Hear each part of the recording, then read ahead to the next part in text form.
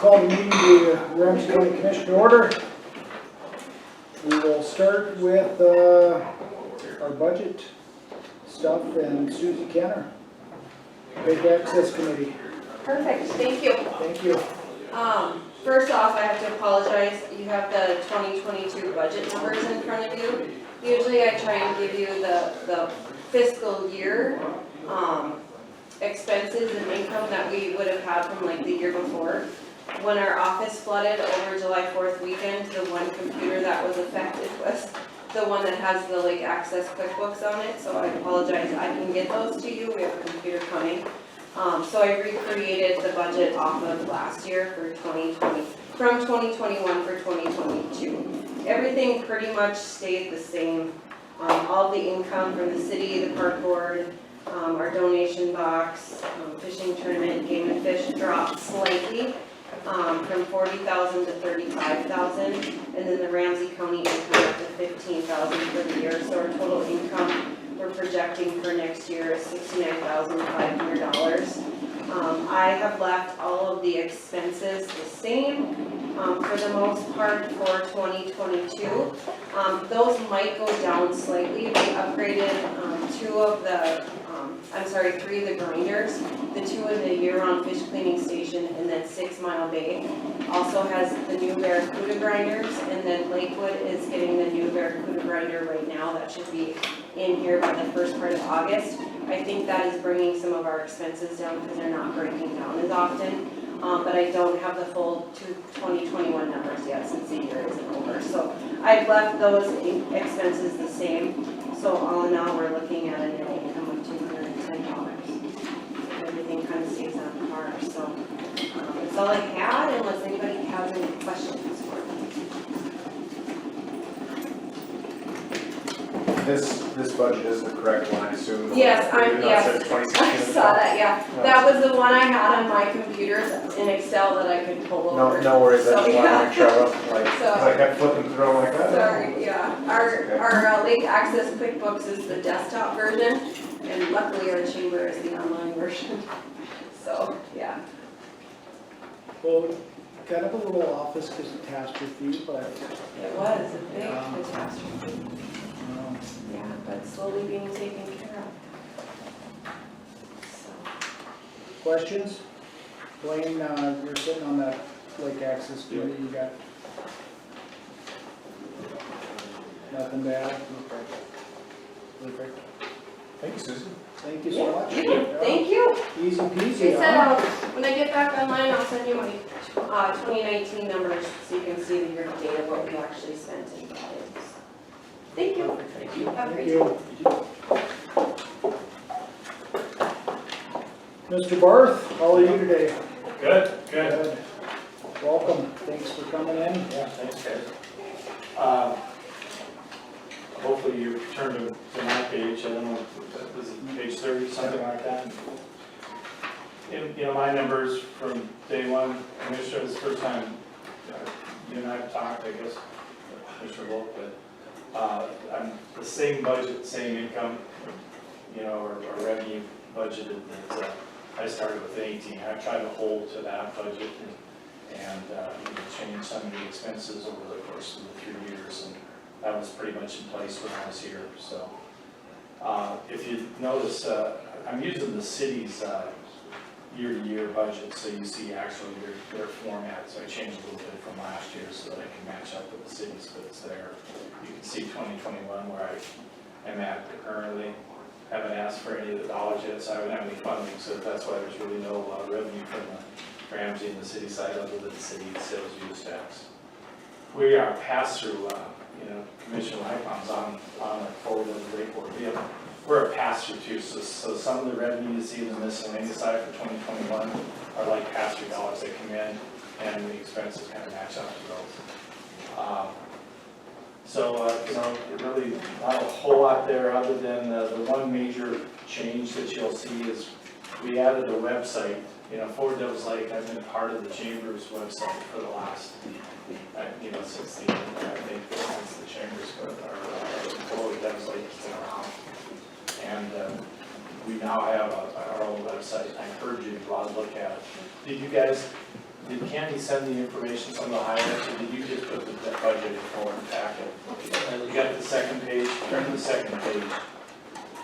That's got the website on the bottom of it. I think hopefully you can see it there. Should be highlighted. Yours is probably black because it's copied, but ForwardDevilsLakeND.com. It's more of a site selector for people that are trying to relocate, businesses that are trying to relocate. I was on the phone today, we were finalizing it. The city's using our content or our website as kind of a placeholder, our content management system. The city will have a new site come hopefully by the end of the fall, middle of the fall, somewhere in the October, November timeframe. That'll look similar to ours, but when you go out to it, you'll like what you see. It does a good job of helping explain industrial park, the site selection, some of the great niceties of the area, that type of thing. But in the end, expenses are roughly around 158. A lot of that is yours truly, and revenues are the same 158 number as well. If you're looking at some of the highlights, I'd say Commissioner Wakefield, you're looking at it. And we had a pretty good year this last year. Kojak was still baby, and people say, well, you're talking about Kojak, it's been 2 years ago. Well, it is, but it's also been the first 5 years of any business, and that's been important. So they're at, roughly 30 plus employees. So we've got 2 or 3 interest buy-down programs that we did in the course of the year. We did some good incentive for child care center slots, in which you can notice on the bottom, we did some child care incentives. So we've been working on housing, child care, workforce number 1 issue. My wife had a little run-in with the garage with her car, so I had to go to the auto body shop today.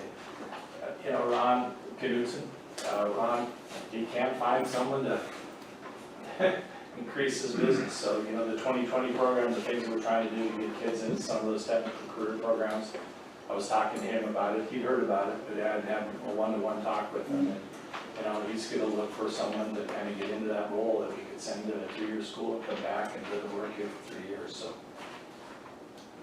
any questions at all? Mr. Lightbond, you've seen enough of this, I guess, being on the board. No, not a question. The one thing I will say is we had a discussion at our last meeting when the forward board approved this budget, just basically talking about, future budgets and how the city's mill levy cap and things of that nature, that at some point in time, if we do need additional funding, the county might have to step up just because the city's getting tapped out on their mill levy, I believe. They're contributing as much as they can right now for their portion. Sales tax has been great, so Sales that's tax been has there. been good. That could be an issue. It's probably a bigger issue with the growth fund growing on. The ultra green issue took a lot of the dollars away from our growth fund. Kojak getting into the building is bringing that revenue back now. So Commissioner Volk, I'm looking at you because you didn't have some of that experience, but we're getting monthly payments now for them being in that building that are going directly back into that growth fund. So, the growth fund at one time was a couple of $1 million.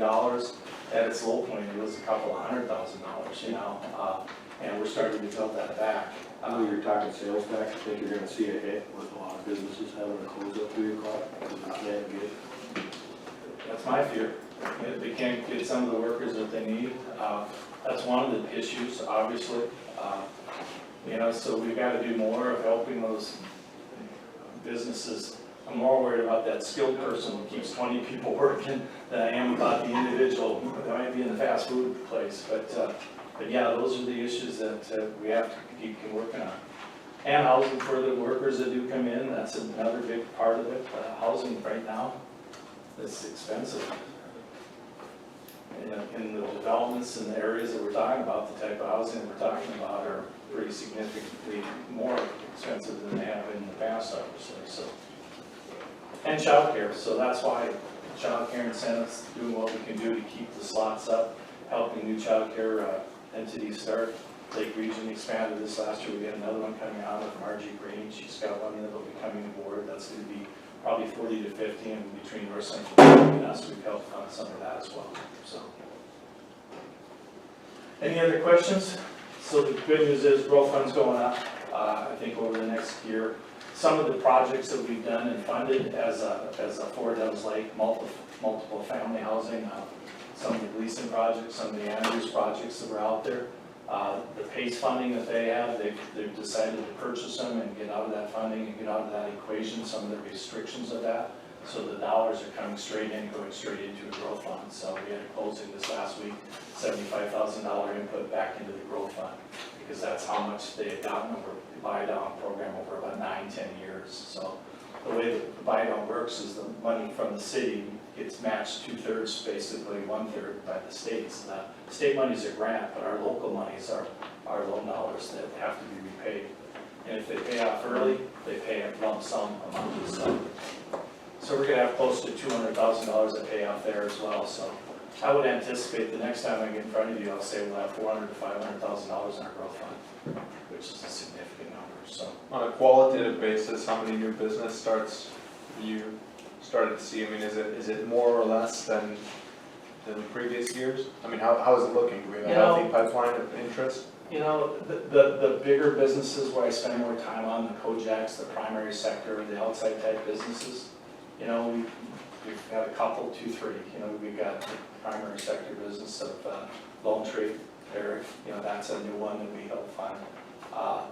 We have flex-based size, we help the daycare little goslings of the Region Corporation, so from that standpoint. But, you know, it was my goal when I got here and talked with my board about every 2-3 years we can get a business that's primary sector that could be anywhere from 5 to 50 employees. So at this time, it doesn't seem like you've got a lot in the future pipeline, is what I'm asking. I've got a couple right now, but, you know, they're 50-50. Our biggest problem is workforce, as you just alluded to. Yeah, no, I'm mostly asking just out of curiosity about the economic vitality of the Lake region, you know. Assume if we were doing well, there'd be a lot of people clamoring to open business.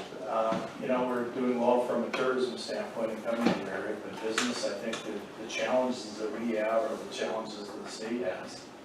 And, you know, they can easily look up population and see what, you know, the 3 counties make up and look at the available workforce. And so that, you know, we're not gonna go after a home run 75 to 100, they're just not gonna come here. But can we get that 10 to 30 in value added ag, manufacturing, food processing, you know, those type of companies?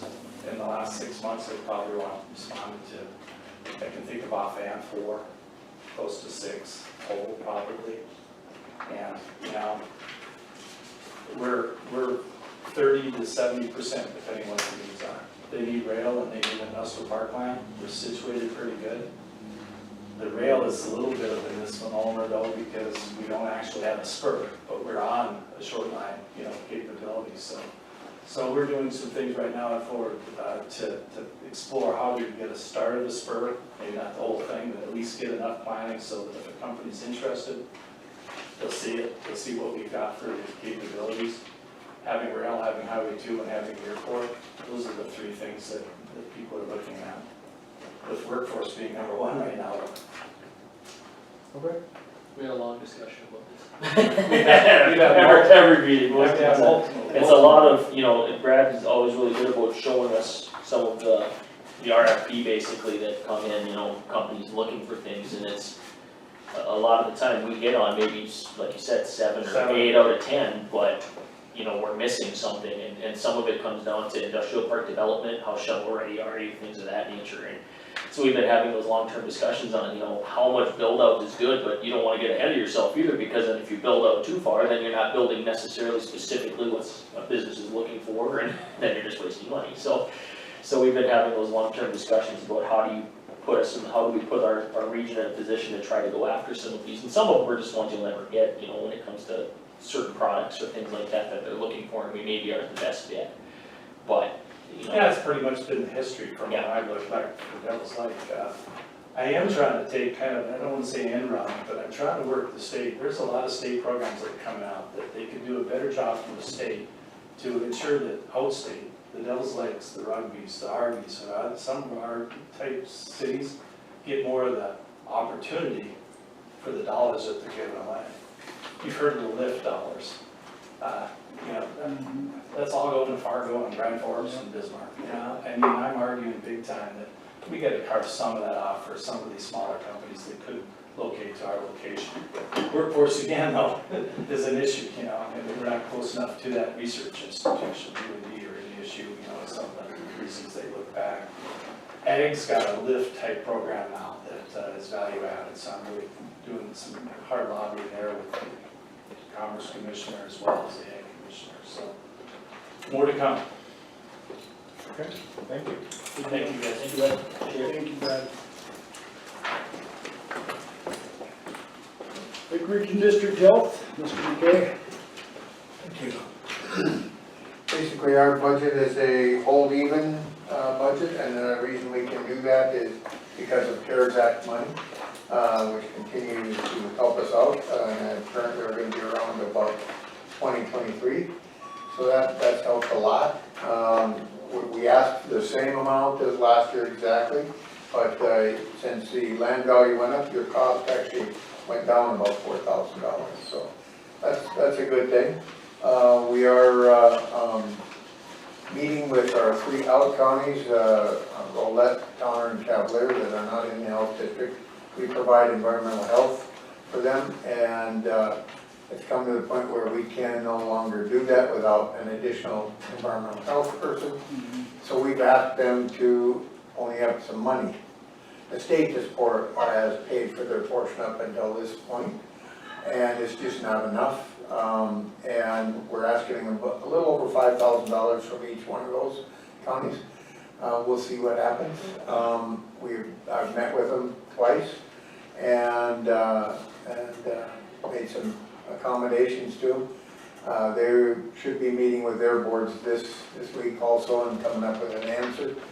If they choose not to come up with the money, we have decided at the Board of Health that we will be dropping environmental health services to them. I don't want to see that happen. We've had it, it's been 18 years since we established it. A lot of work went into it, a lot of, setup and so on and so forth. Rolette never had environmental health services before that, and neither did Towner. Cavalier used to be with the health unit, so they've had them before, but it was a big push statewide to get that going. So we hate to let that go, but we can't afford to subsidize those 3 counties with our 4 counties here. So that's what's going on there. If you were to drop that, Alan, do you have any idea what those counties would do?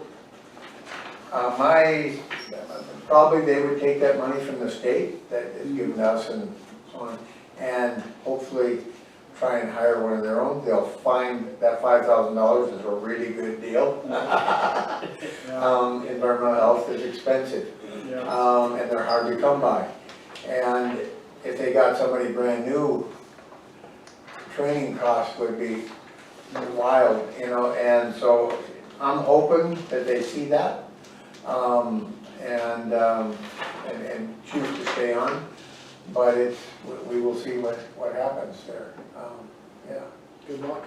Yeah, yeah, we're hoping. So, anyways, and another thing we did switch the final meeting. You guys switched your meeting to October 7th. Both Pierce and Benson have done that. I'm waiting to hear from Eddie so that our that meeting, the joint county commission meeting to approve the final budget would be on that October 7th instead of the 5th. That seems to be working out for everybody. So I'm glad to see that nobody had to make a special meeting to do that. So any other questions on any of the line items at all or anything? Not to beat a dead horse, but I raised this concern during the district health board meeting, so I'll raise it again before this body, which Al has assured me is not going to be a problem, but I would be doing my job for the taxpayers if I didn't bring it up. So we decided to increase salaries, obviously, to all of the staff, which is fine. And Al's view is we need to spend down, correct me if I'm wrong, by the way, we need to spend down some of the carryover money that district health has had year to year. Yeah, that's accumulated over Right. several years.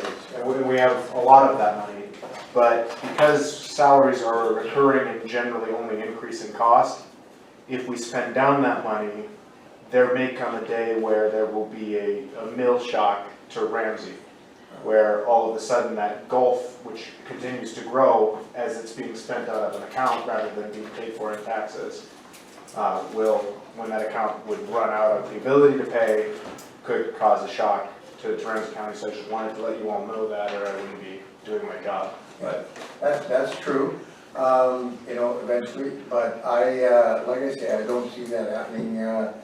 This is spread, we'll have CARES Act money for the next 3 years, so that'll help us get more savings, and we're pretty efficient. We've been in this for quite a long time. The things could happen though. I mean, especially with the economic situation that we're facing. Land values could plummet, all kinds of things could happen. But with public health, we're kind of used to that. We have like a $2.6 million budget. All 4 counties combined only provide $626,000 of that. So it's a pretty minor piece, but still it's there. And you're right, that could come around to bite us. But I don't foresee that in the near future. and to be clear, I voted in favor of it. In fact, I was the one that. Well, yeah, and I guess if it's gonna cost us a little bit of money down the road to increase salaries to keep people around, I mean, that makes sense, especially when we get pretty good bang for our buck for $267. Yeah, and I'm not saying like it's a No, problem, I I just, agree. there may It's come a just day something that that somebody we might can still be know. on this board where all of a sudden it's like, whoa, why did district health go up so much? Yeah, all of them, yeah, we had $400,000. And And just, that could happen any year, no matter if we raise salaries or not. If we lost several of our grants, all of a sudden, that is the life of living on grants, so. Any other questions? Thank you very much. Thanks very much. All right, you bet. Roger. Thanks for coming in. Other than a salary increase, I guess my budget for the courthouse has also remained the same all the way down.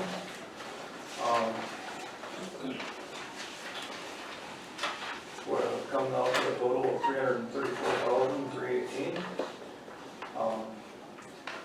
And I do have on the county loan or building improvement, $300,000 in there for the new generator,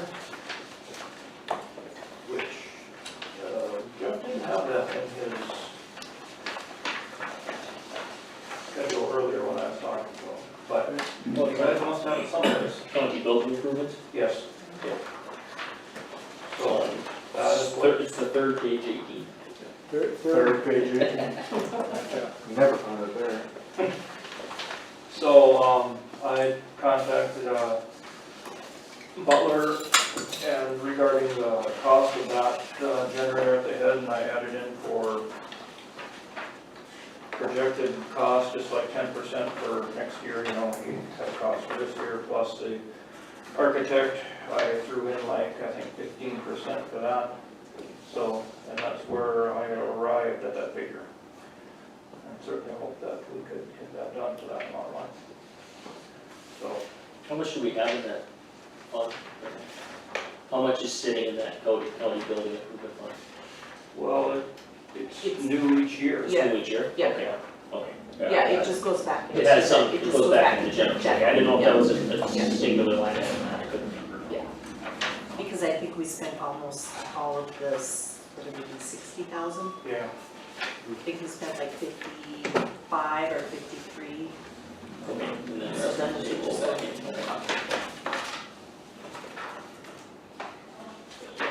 That's not why I'm here, we need to tell me about like $250,000 sitting in there. Sorry. Any questions so far?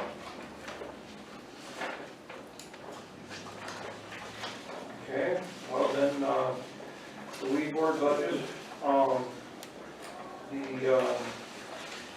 new mills totaled, 3 mills totaled 133,668. So I just added a little bit here and there in those line items just to come up with that total. And as always, it'll probably be more like about $1.5 million is what we'll actually need an increase for, because I know we'll have a carryover from this year to next. So lately it's been running about $1.5 million. It could be a little more, could be a little less, but I'd say, I don't imagine we need more than 2 mills. Can't imagine that would go that much. Roger, just out of curiosity, I know we're only partway through 2021, but what goes on in labor and unemployment that we're only at 566, I mean, we're not even at half? We have a big bill from the state. We have a private company spray our state highways, and that will come out to $26,000. Okay, so that just gets paid in the second half of the year? We don't get that bill until October. Okay, perfect. I was just curious, so as long as it's not. Yeah. So.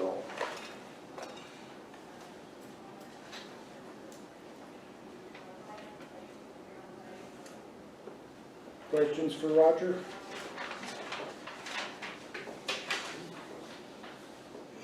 Anything else? I'm good. All right. Thank you, Roger. All right, thank you.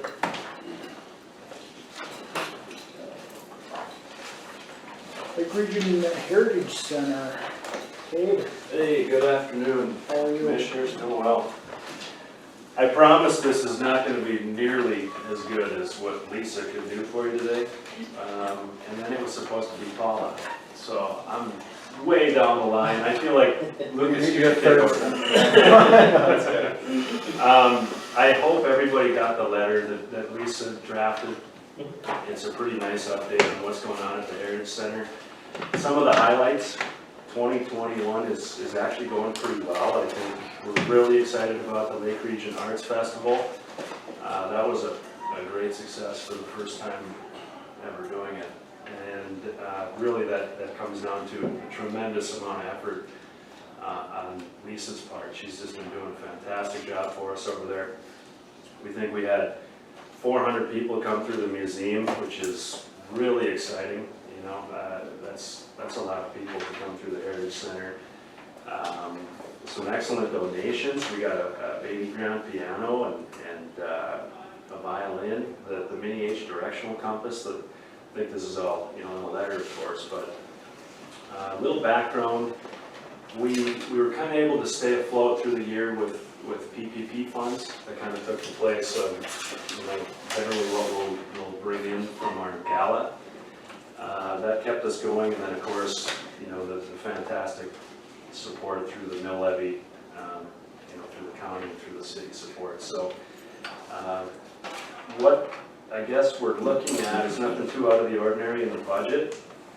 Our primary expense kind of being payroll, kind of paying Lisa. I think it's well worth it. She's really built up a good amount of enthusiasm for the Heritage Center.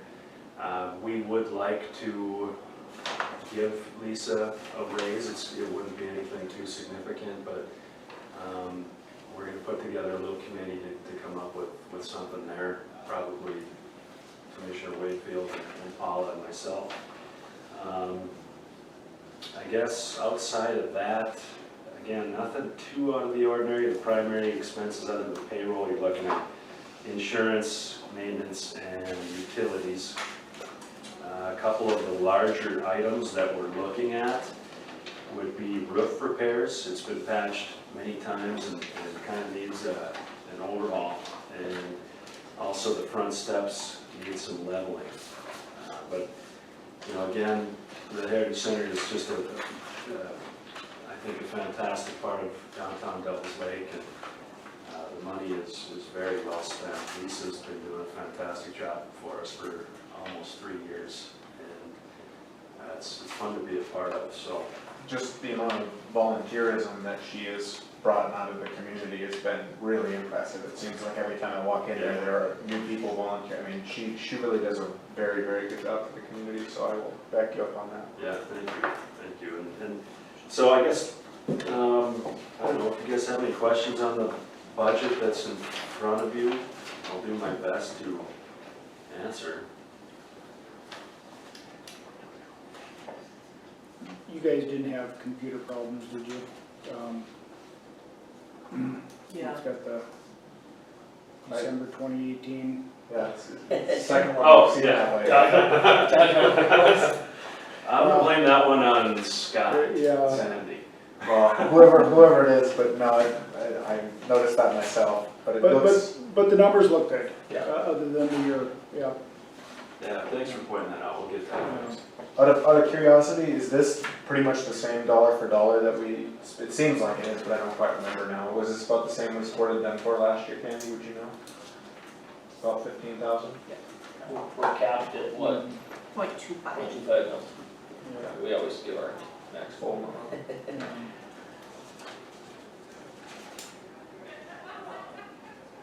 Looks good, thanks. But yeah, the roof continues to be an issue.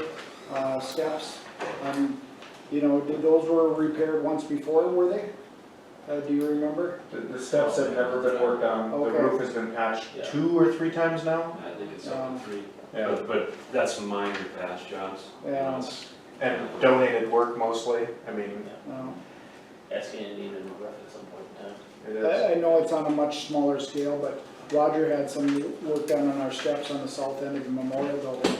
Had some similar issues, and you may want to talk to him about what contractors we used, and you know, I thought they turned out really well.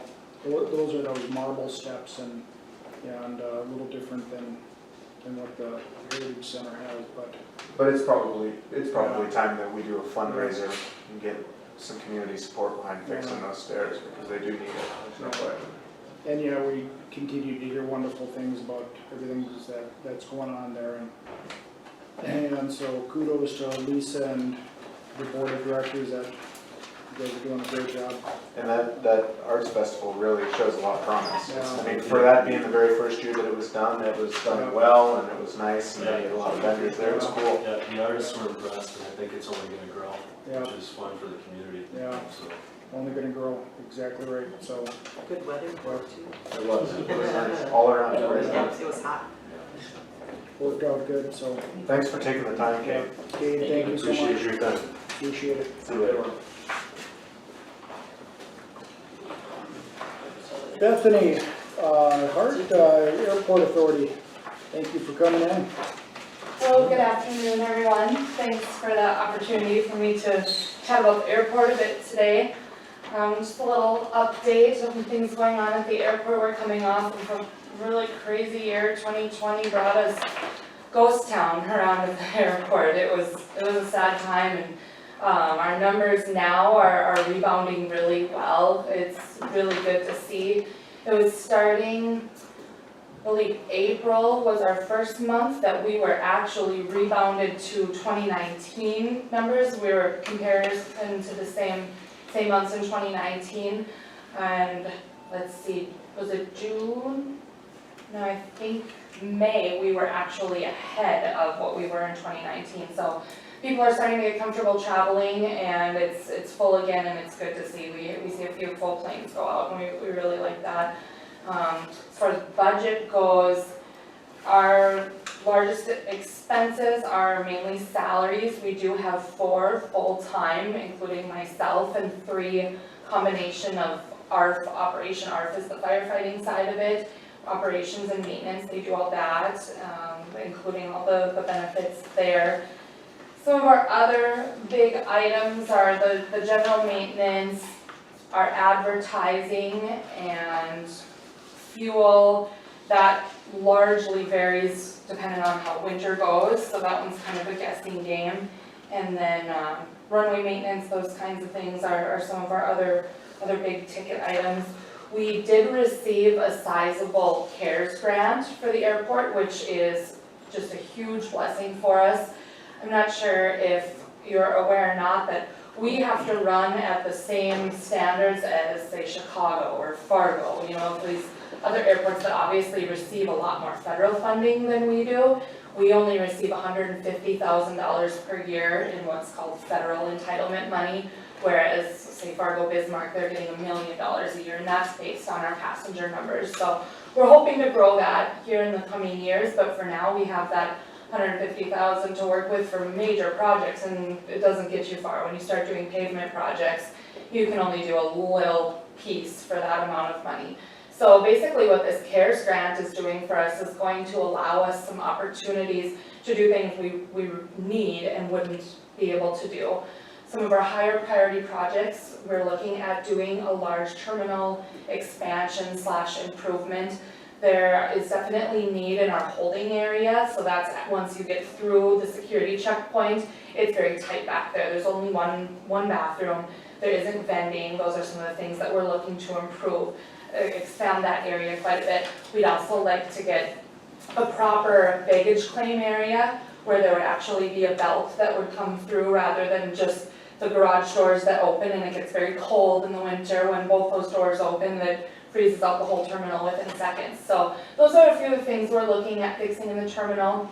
That would come along with improvements to the entrance road and the parking lot, and then possibly some new equipment, and possibly even we're looking at the possibilities of expanding our current building into the building right next door, which is our maintenance shop.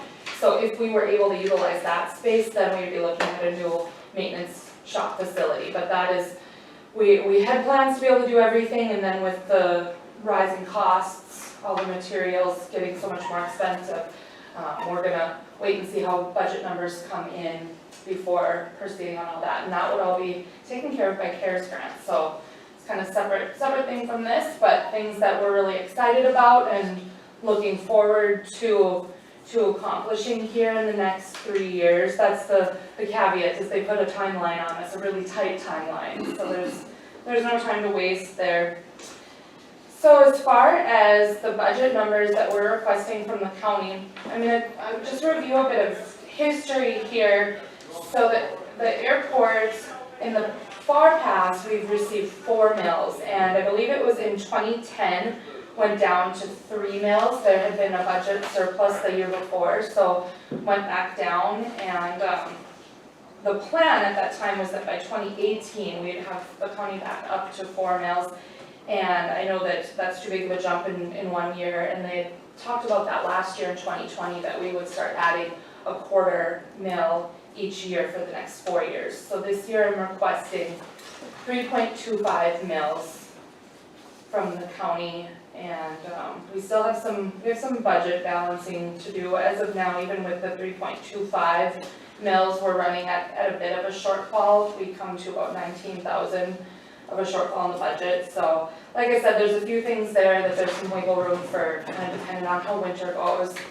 And then I have my budget meeting with the city next week to finalize what we might be crunching from here on out. Another avenue that I'm exploring is for advertising. There's been some advertising dollars available through SkyWest. So I'm eligible for receiving $20,000 of marketing money to do collaborations with them. They get to make the rules, but if they're writing the checks, I'll let them make the rules. Just as a quick question, can anybody tell me what 3.25 mils comes out to? It 'Cause comes I've not seen the number. 144,806.96.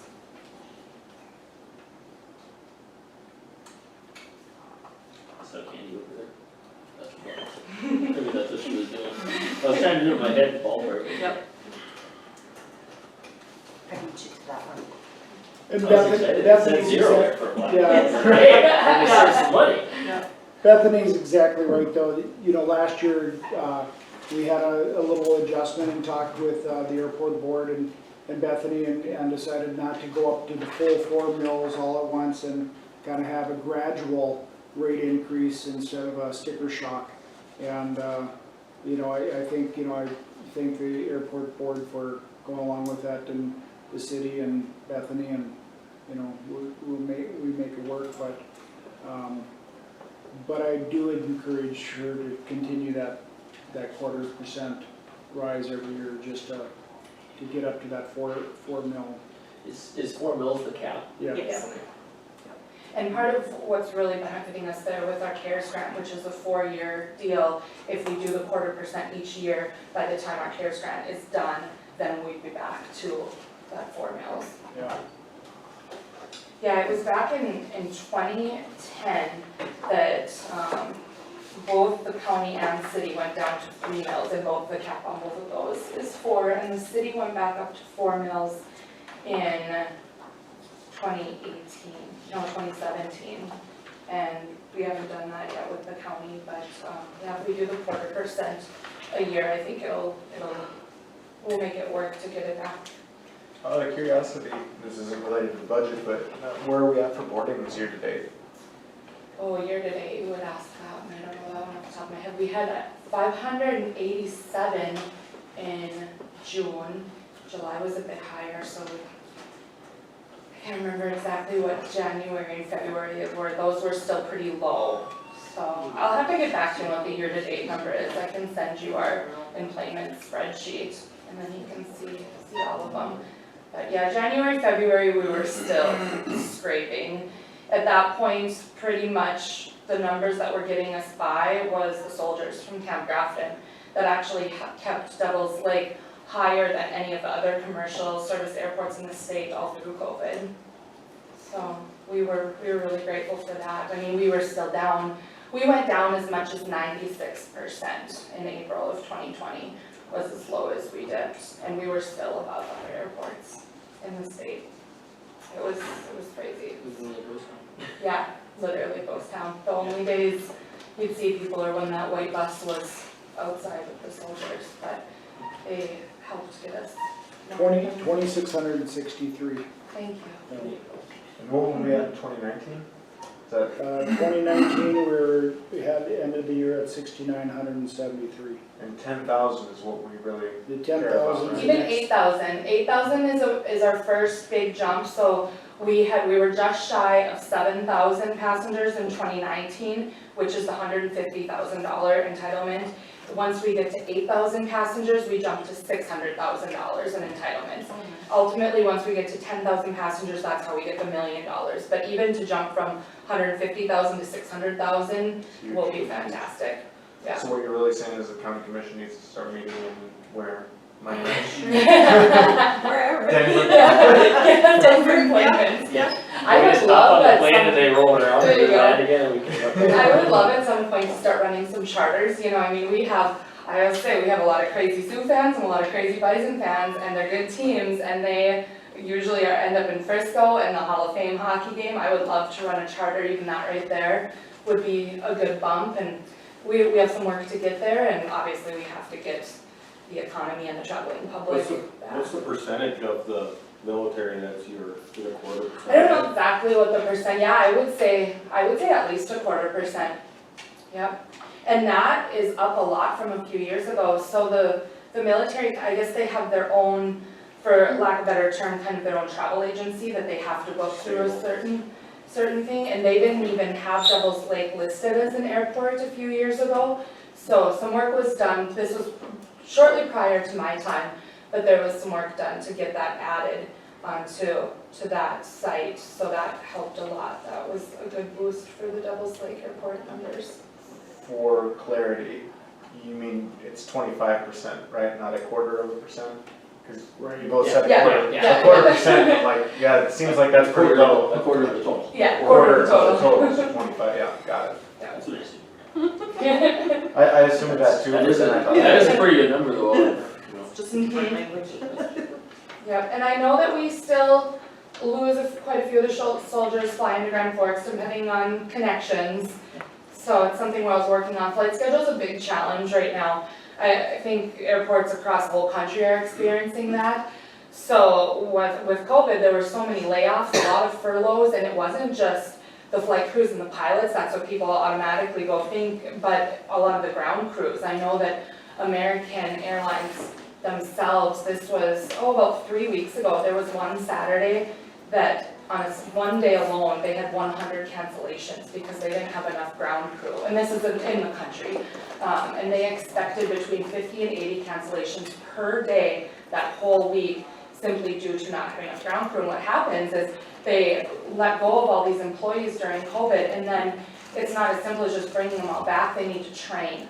So the numbers came back faster than expected, and the training isn't there, it just takes some time. So we're actually kind of fortunate that SkyWest hasn't seen the huge cancellations that some of these other airlines have, but we're noticing changes in the flight schedule that aren't favorable to us, but I think we're just riding it out until we can.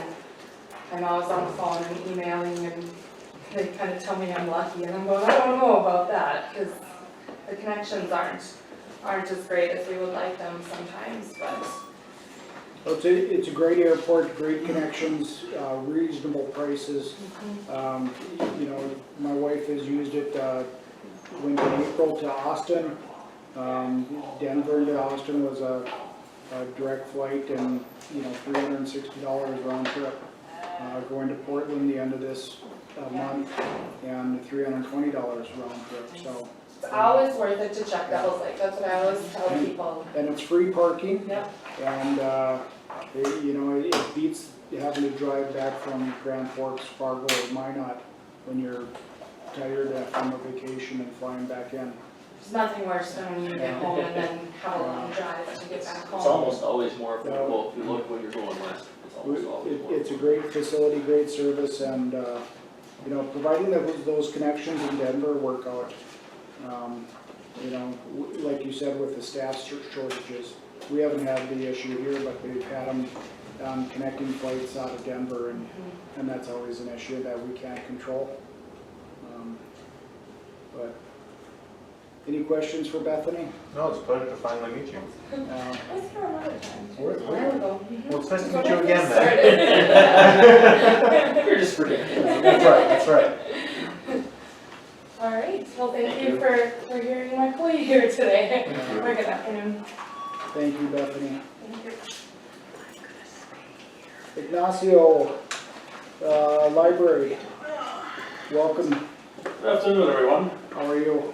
Pretty good. I'm a bit worried about the parking spot I chose, but you know, we can all be winners here. Yeah, I got some pamphlets for the board regarding some of the arguments I'm gonna make today. arguments, Friendly discussion. negotiations, how's that? Here, this one. A friendly chat, really. Do you want to grab another one and send it on his? I only have the one, but do you have one more? Extra? Yes, I do. Can I steal that and put it on? Sure. Thank you. So I suppose I should give a little bit of a backstory to how the library is doing since the last time I was here. So ever since we reopened back up, we started with 800 of attendance per monthly for the library. But ever since, as of now, the numbers have been increasing steadily. We've been bringing programs back, circulation numbers are back, DVD numbers are back. And we've gone from those 800 to, as of currently, 2,700-ish people in attendance. And through it all, we have managed to keep on trucking, keep on giving events for the public, of course, such as the summer reading program, the book club for the library. We have opened up spaces back again. We followed the CDC recommendations all throughout the year to give the best public safety available for the people of Devil's Lake. And with that being said, that leads me to today, where I would like to ask for an increase to the overall salaries of pretty much everybody working at the library, plus making my assistant director a full-time employee. With that being said, I do have some arguments to justify those increases. Higher wages will of course lead to better retention. Since 2019, 6 employees have resigned. Staff has cited low wages as a reason to retain staff who are skilled and knowledgeable at their jobs. This results in better performance, more consistency in terms of the services we give. Also, to be kept in mind, 3 months are required for training new employees at the entry level. To compensate employees for the extra duties resulting from eliminating a library position, we used to have a book repair person who not only repaired said books, but also labeled them and made them available to the public. That person has since chosen to retire. So circulation librarians, which are basically our basic starting position for librarians, have to pick up those duties, of course. They also have to pick up DVD repairing, audiobook repairing, book labeling, and book jacketing, which all takes considerable chunks of time. And it's one of those deals where they have to do it, kind of when squeezing some time away from attending the public. This also another argument is to make the salaries more competitive. Librarians require specialized skills such as database, customer service, interlibrary loans, microfilms and software, all of which require, some teaching, of course.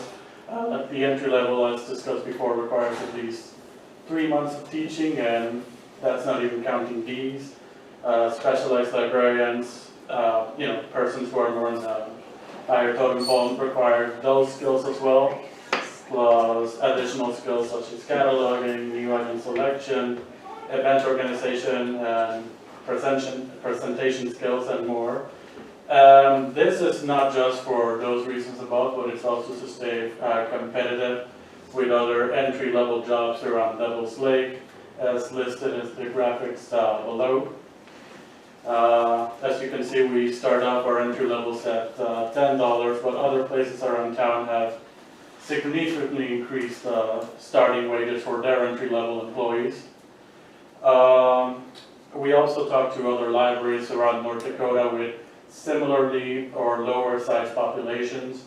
For example, in Newtown, North Dakota City Library, which has a population of 2,592, they pay their part-timers $18 an hour starting. In the Hazen, North Dakota Library, which has a population of nearly 2,500, part-time staff starts at $12.25 an hour. In McLean Mercer, North Dakota Regional Library, which has a population of 9,584, part-time salaries ranges from $12.40 to $18.08 an hour.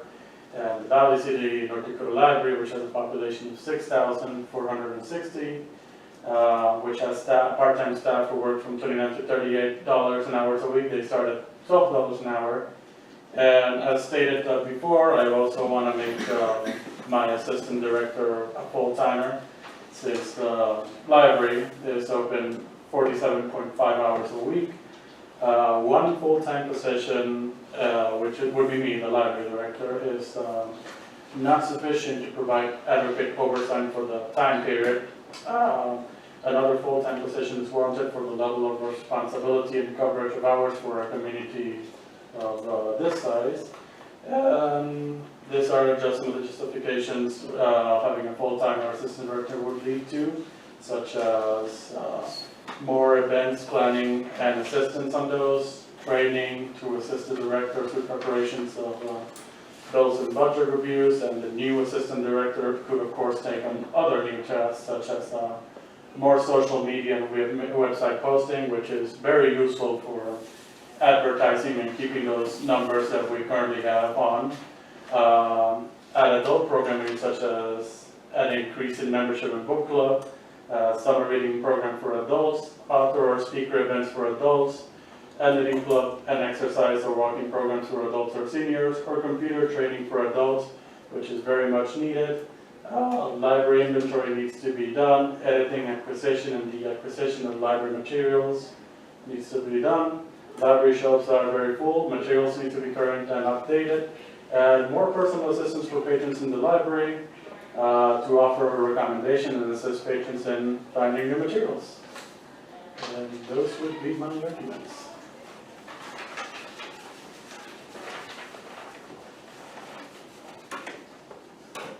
Any questions regarding the arguments? What, you're saying that we're set at $10 an hour to start right now, what are you looking to start the part-time at?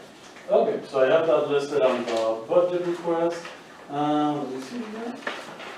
So I would like to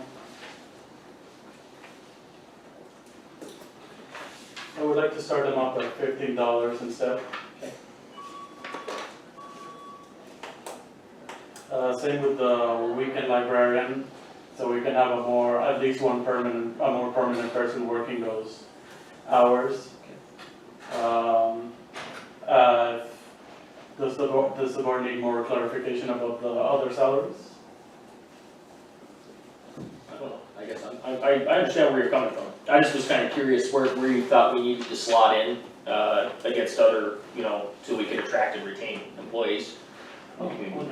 Yeah, I would think, starting at $15 would be, Yeah. nice. And that's not unreasonable, I don't think, if you look around where everybody's kind of starting now. The other question would be probably for Candy, what's our mill levy cap on the library? 3? I never remember. Or 4. Okay, what's the city's mill levy cap? Same? 6. 6. It's always easy when I get a little bird whisperer. So are they capped out at their number then? No, they're not, and I bear responsibility for that. As you can remember, we made this exact same argument at budget time last year. I guess you may not know that. And we approved that budget to include the full-time position for an assistant director, basically under the argument that that library serves how many thousand patrons a month on average? Well, back before pre-COVID times, it was at least the mid 3,000 to 4,000 average number. We're rapidly scaling back to those pre-COVID numbers. We're at least at 2,700 right now. That's weekly? No, monthly. Monthly. Okay, sorry. But there is no business in this community that serves that many people and only has one full-time employee. And so my suggestion is basically one of my last acts as president of the library board was ask the county for all the increase you need so that the city can't shoot down the budget and then it fails to happen, because if they don't give their half of what would be the full-time salary, you can't hire somebody for half the salary. That makes sense. And going forward, my thought would be, and that could be Adam's thought, but that it should give you pretty good leverage with the city to put costs on the city going forward. Like, look at how much more the county is spending on your city library. So, And the people working under me, they work hard, they love their jobs, but I really feel they should be compensated better because, loyalty and love to your job will only take you far, but you also gotta support them just as they support you. Well, I guarantee if you went back to a $10 an hour and said you were getting a $5 an hour job, you'd be pretty happy. The other question I would have is, other communities like Valley City, for instance, do they have a full-time director and then a full-time assistant director? Yes. They do, okay. I kind of assumed so, but I wanted to ask the question so that everybody, because I've looked at this before in the past, and I want to see what we were looking at funding previously, so. Currently they're at 2.2 mils. Question that I have is, permanent salary, going up, obviously, an assistant full-time librarian, correct? Yes. So the part-time salaries are going down, but actually the salary is gonna increase? So let me explain that. The reason why it went down on the chart is because we took the assistant director from the chart and put it in the permanent position. Okay, So essentially, you're taking 11,000, moving it up, and then you're adding another 30,000 to the line to basically make a full-time position.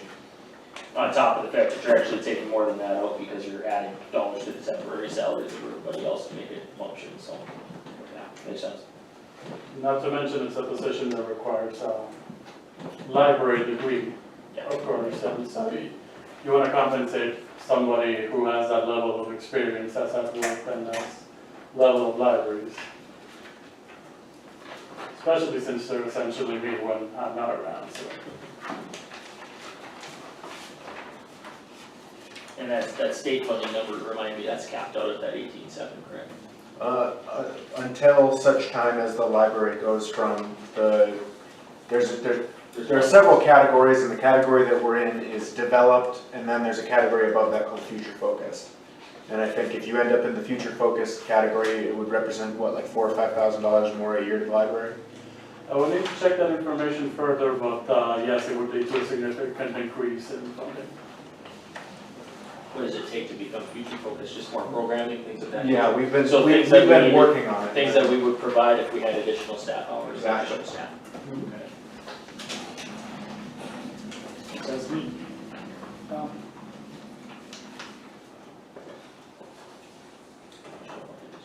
And Lucas, explain to me again why the big increase to the county and not to the city? Sure, so if you'll recall, we made this exact same request a year ago. Right. And the county approved it, we were all in favor of it at that time, at least it seemed like it. And the city rejected it and chose to fund the library at the level they had funded it the year prior. So then you'll recall that as we were coming into budget time, I said you may as well strike the, whatever it was, 19,000 I think was what the increase on us was then. You may as well strike that from the budget because the library can't use it if we're not getting enough money to fund a full-time position anyway. And so because I think, or thought, now I'm no longer the president, but because I thought that this is that important, and because I think that it would make the library that much better of a service and function that much better, I didn't want to put the increase broken out because I thought that there'd be a pretty reasonable chance that the city would do the exact same thing again, and then we'd have to strike it again, and there'd be... And you haven't had an opportunity to present your budget or with the city, or have they decided on their budget yet for the library? Not yet, it's supposed to take place on the 29th at noon. 29th at noon. But I would think that in the future, I mean, you basically make the argument that the increases that the library need going forward would go to the city and not the county, because the county's already so much further ahead Further ahead, than, sure. than the city. But this way you actually can get to a point where you have 2 full-time staff members. So what's the city at right now? We're at 2.2 mils, what's the city getting? You know that? I think it's 3.5. I thought it was if I can say, I mean, I'm the library board president now, my name's Maggie Venegas, and I'm pretty sure it's at like 5, or it was, by bringing it up to Maybe 4 at 5. or 3.2, it was almost making the percentage of the available mill cap about even between the county and the city, if I remember right. I can double check my emails, but, and then we had talked about working on increasing services, to reach out to the county residents more, because we do understand that this is an additional cost to the county.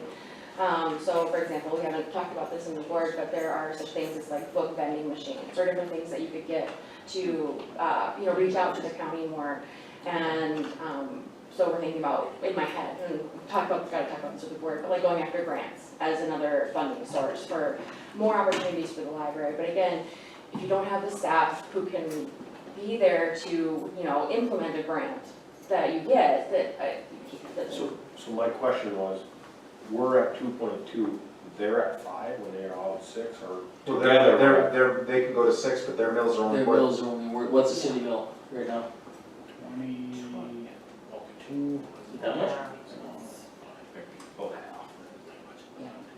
Go track. Now Yeah. track. Yeah, because the library is one of only 2 entities that we fund, I believe, that they split the mills up, maybe 3. We board Yeah. this, not we board, Not this we and board. airport. Airport. And library, they split out the city mill versus the county mill. So, yeah, the city could fund more, but we're gonna keep having this conversation unless one of us steps up and just takes care of it, and unfortunately, I think it's gonna have to be us. It's always us. Yeah. But that was my thought, and that was basically shouldn't what I say said unfortunate. to the library board, is I said, I think I can defend this on your behalf before the county commission and say that it is necessary from my perspective as the former president of the library board for 5 years. Yeah. I mean, we wanted to do this 2 years in to my, Well, I don't think they're asking crazy amounts of money. No. No, well, yeah, I mean, I guess I come back to the concept of any place you wanna go get a part-time job in town now, it's $15. I mean, how can we ask quality people to come work at basically a volunteer. You're not coming in here and asking for $5 an hour over what others are paying. You're just trying to stay current, and every board I've sat on, that I sit on outside of this board as well as this board is, we've had this conversation in the past year, is that wages are starting to escalate, which is good for the people that are receiving those wages, but it really puts a pinch on the budget, and you just have to figure out how to make it work. Well, Mr. Mendez is doing a good job, and we don't wanna lose him, and by overworking him, we'd burn him out, so. Yeah, so, Oh, like gray hairs in my hair before my 30s. It'll make you look distinguished. That's what I tell myself. My girlfriend finds the same. just for men, I used it for years. Brush and stuff, huh? Yeah. Oh, great. I have no other questions. I think, hopefully the city will step up and see our commitment to the library, so, thank you. Thank you guys, appreciate it. And Thank you very much for your time. we have board members and just non-board members here because we wanted to support the library, so we just wanted We to. appreciate it. Appreciate you guys coming in. Thank you. Thank Have a nice afternoon. You too. Thank you. And then behind that, I put the spreadsheet From these. from the Yes, state library. of what are, where we You at? you have to have a 3-year average in order to receive state aid funding, and we were $437 short Yeah. last year, so they didn't get the county's portion of the state. Yeah, Oh, really? sure. So they And because of the clerical error, they didn't get it the year before either, so. Yep. So in other words, if we go up, we won't have a problem with that then. So that's, the two gals that I visited with at the state library helped. They can't manage this budget number there? Nope. Yeah, 400, come on. I'll send them a check. Well, and I know, we I had know. caught the clerical error 2 days after the budget deadline. And it was literally that a no got checked instead of a yes. Yes, and they wouldn't let us change it. Yeah. So, Yeah. whatever. Yep. Passes. So,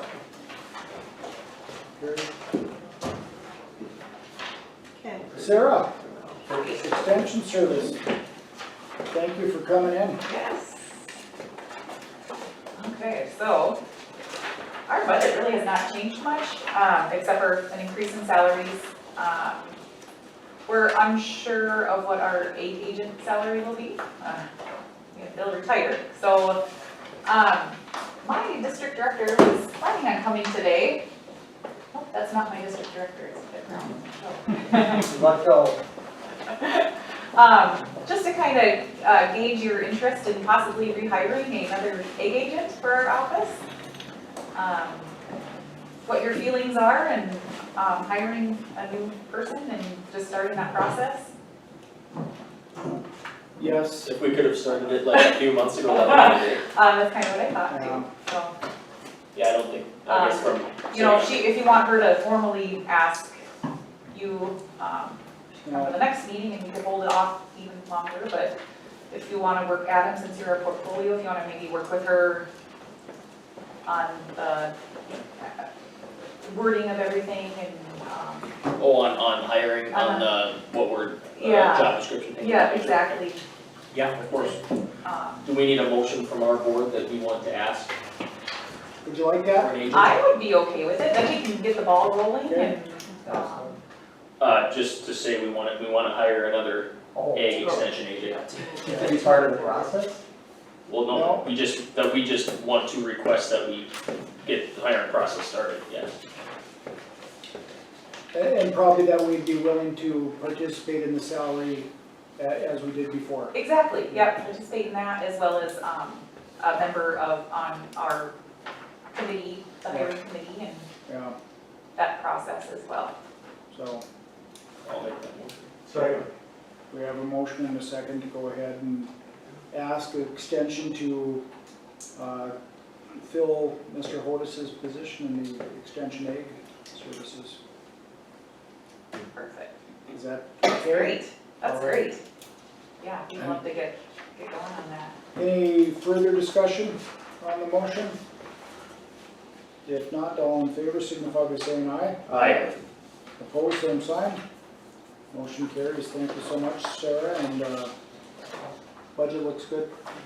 Thank you. Appreciate that. Yeah, and Anything else for us? I was gonna say, just, is it Dina? Yes, her name is Dina. Dina, I always- yes. I can't remember if it's Dina. I always say wrong. Yeah, just, give her my email and then just, I can be in contact with her, Okay. we can get working on stuff, that'd be Yes. fantastic. I will do that, for sure. I know NDSU is definitely in favor of hiring too. Oh, we gotta get in the queue, What's that? we have to get in the queue, cause there are other counties ahead of us that are looking as well. Exactly, yes.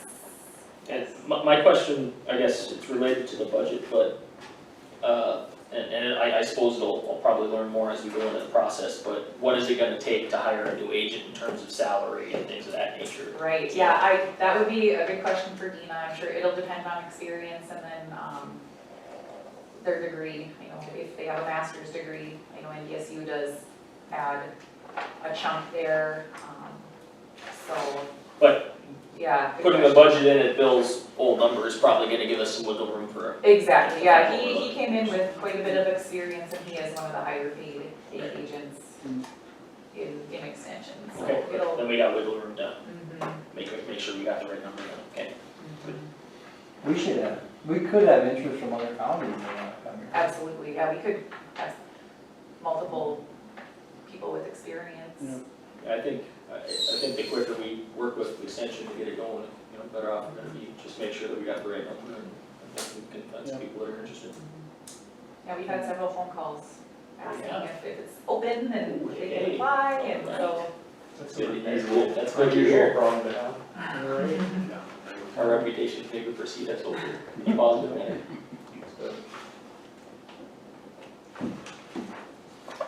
Right. That's all the questions I have. Thank you. Thanks, sir. Okay, Thank you, yes, Sarah. thank you. And great job on the static exhibits last week. Oh, thanks, yeah, everything just got sent to the fair, so Yeah, that was really cool. So, yeah, it's always Yeah. fun. great. Everything went very well with our achievement days, so Thank you. we're glad. Thanks. Candy? Yes. Okay. Page 1.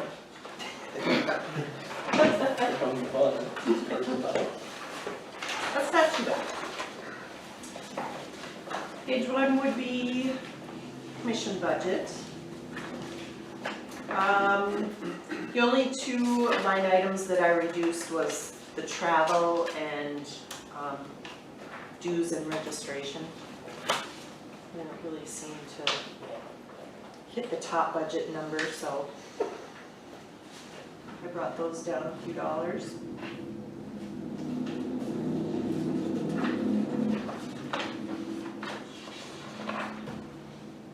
I left the capital outlay, if in the future we wanted to do tablets or kind of the setup as the city has. Kind of like that setup. Yeah, it's kind of a neat setup. Uh-huh. The Seems almost too official for it, so doesn't it? the monitors in front I of know it. what you're talking about, no, it does look good, and I'm sure it looks great. Plug in a laptop and away we go. Yeah. I like all these papers in front of me though. I'm kind of a paper guy, I like to shuffle around here and look for stuff. Makes me feel like I'm doing something. You're gonna sit over here? Yeah. Right here. Yeah. Or if my mouse just controlled all of them. There you go. There you go. That sounds like a great idea. Candy will put us on the right page. Okay, so that's for that one, if you have any questions. Page 2 is exactly the same. Page 2 stayed exactly the same. That's what we like to see. Page 4. Just this, the, salary recommendation, just a little bit of increase in the technology. Otherwise, everything else is the same.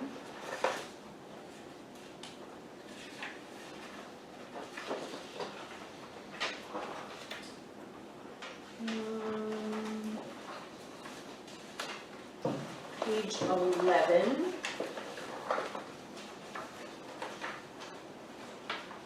Still waiting for numbers on that? Or is this, oh, it's right here. And 20 bucks. Page 11 stayed the same, and then if you turn one more, like the association dues. Stayed the same. Yep.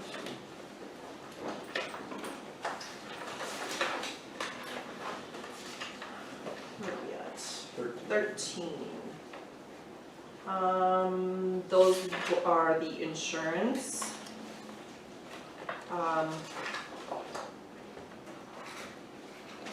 State fire and tornado, that was our, I think we paid, it was just a little over 10,000. Not quite 11, so. Liability, of course, went up a little bit. That's the vehicles.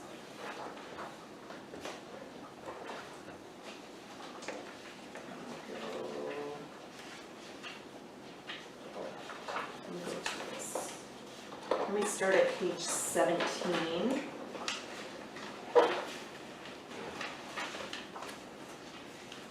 Mental health expense, I just kept that the same. Coroner, I just kept the same. Audit fees, there's no increase because they've been doing everything by email, telephone. I think it's the wave of the future for them. I think they were going to review coming in person every other year, just to add a little bit of a twist to like pulling random things instead of, having me pull that random thing and. I suppose from their standpoint, the more they can use virtual Teams type stuff, and that makes their employees probably happy, less around. And I believe those employees are still working from home. Yeah. So, which, it's a little bit more of a lengthy process doing everything by email, but it's been good so far. They should be wrapping it up either the end of this month or the beginning of next month, so how about that? Cemetery, the figure came from Kevin, 6,400. County fair, they always apply for 1 mil.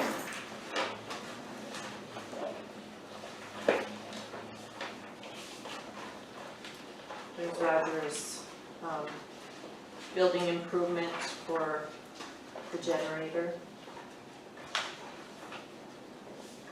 300,000.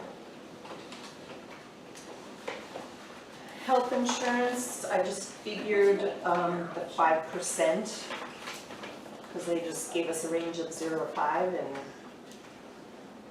I went with the 5, and hopefully it's 0.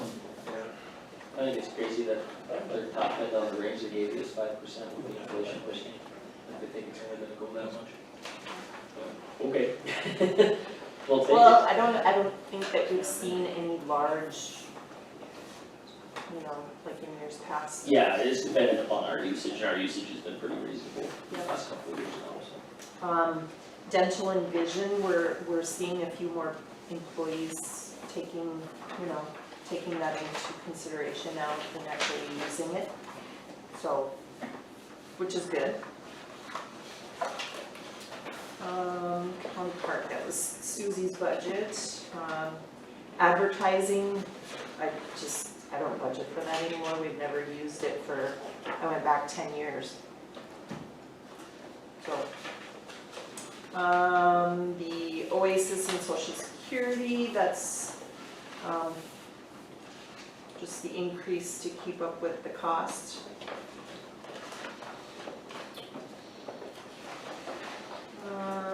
19.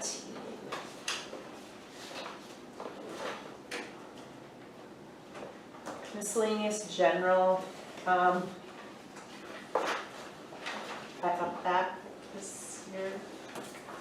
Because more things seem to come out of miscellaneous general lately.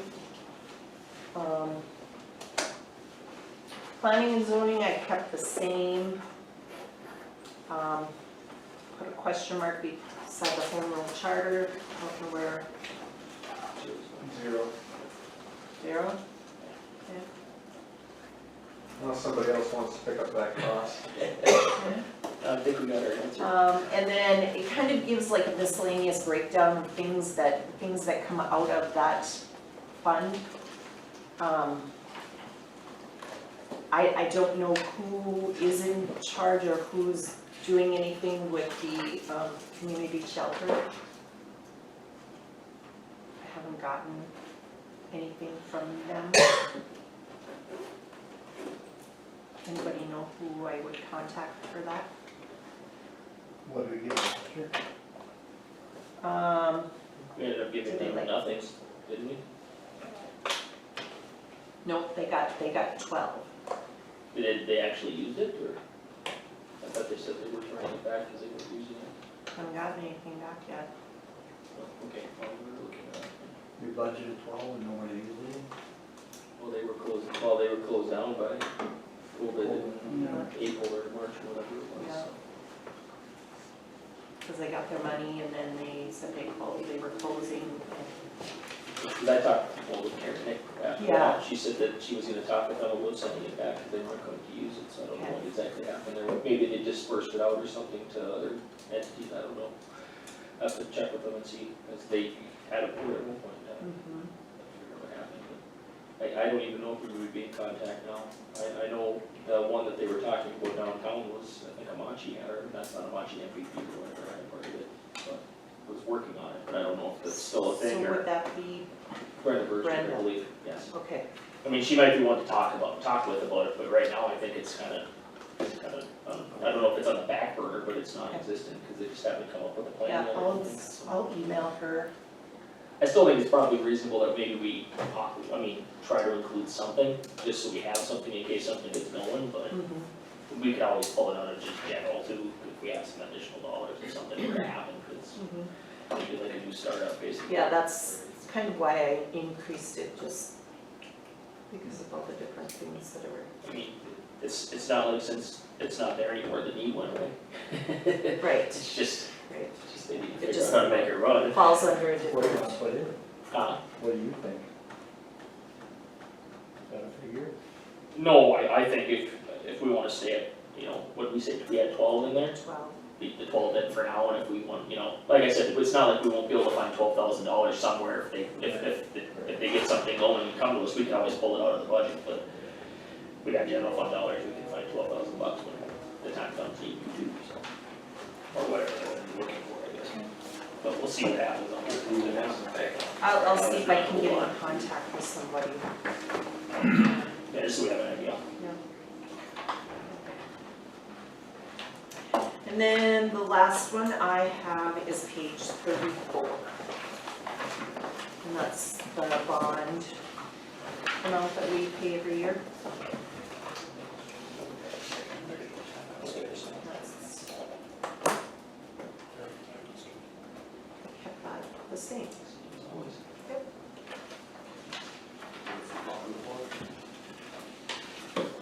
Old road project, right? Yes. we're still paying for bonds from back in the nineties when they were trying to get roads out of water to pay FEMA matching funds, I believe, correct? Federal dollars. Yeah, they're what, 20-year bond runs or 30-year bond runs or something like that? They were from 2230, I think. Yeah. I think the very last one gets paid off in 28. They took out, yeah, it must have been 30-year ones. They were basically, they just couldn't fit it in the budget because we were capped out and they had to get the roads out of the water and that's the only way they could get the match money was the money. It was like 5 roads underwater, so it was a major. And you weren't gonna leave, what, was 90-10 probably at the time with FEMA, 80-20? Yeah, I think it was 80-20. Yeah, It so- was federal dollar, Yeah. Wasn't FEMA. But it was, there were federal dollars coming through though, and you weren't gonna leave federal dollars on the table to get the roads out of the water, so they wanted to. It's still impressive they were able to get that vote passed. Yeah. Yeah, you're done.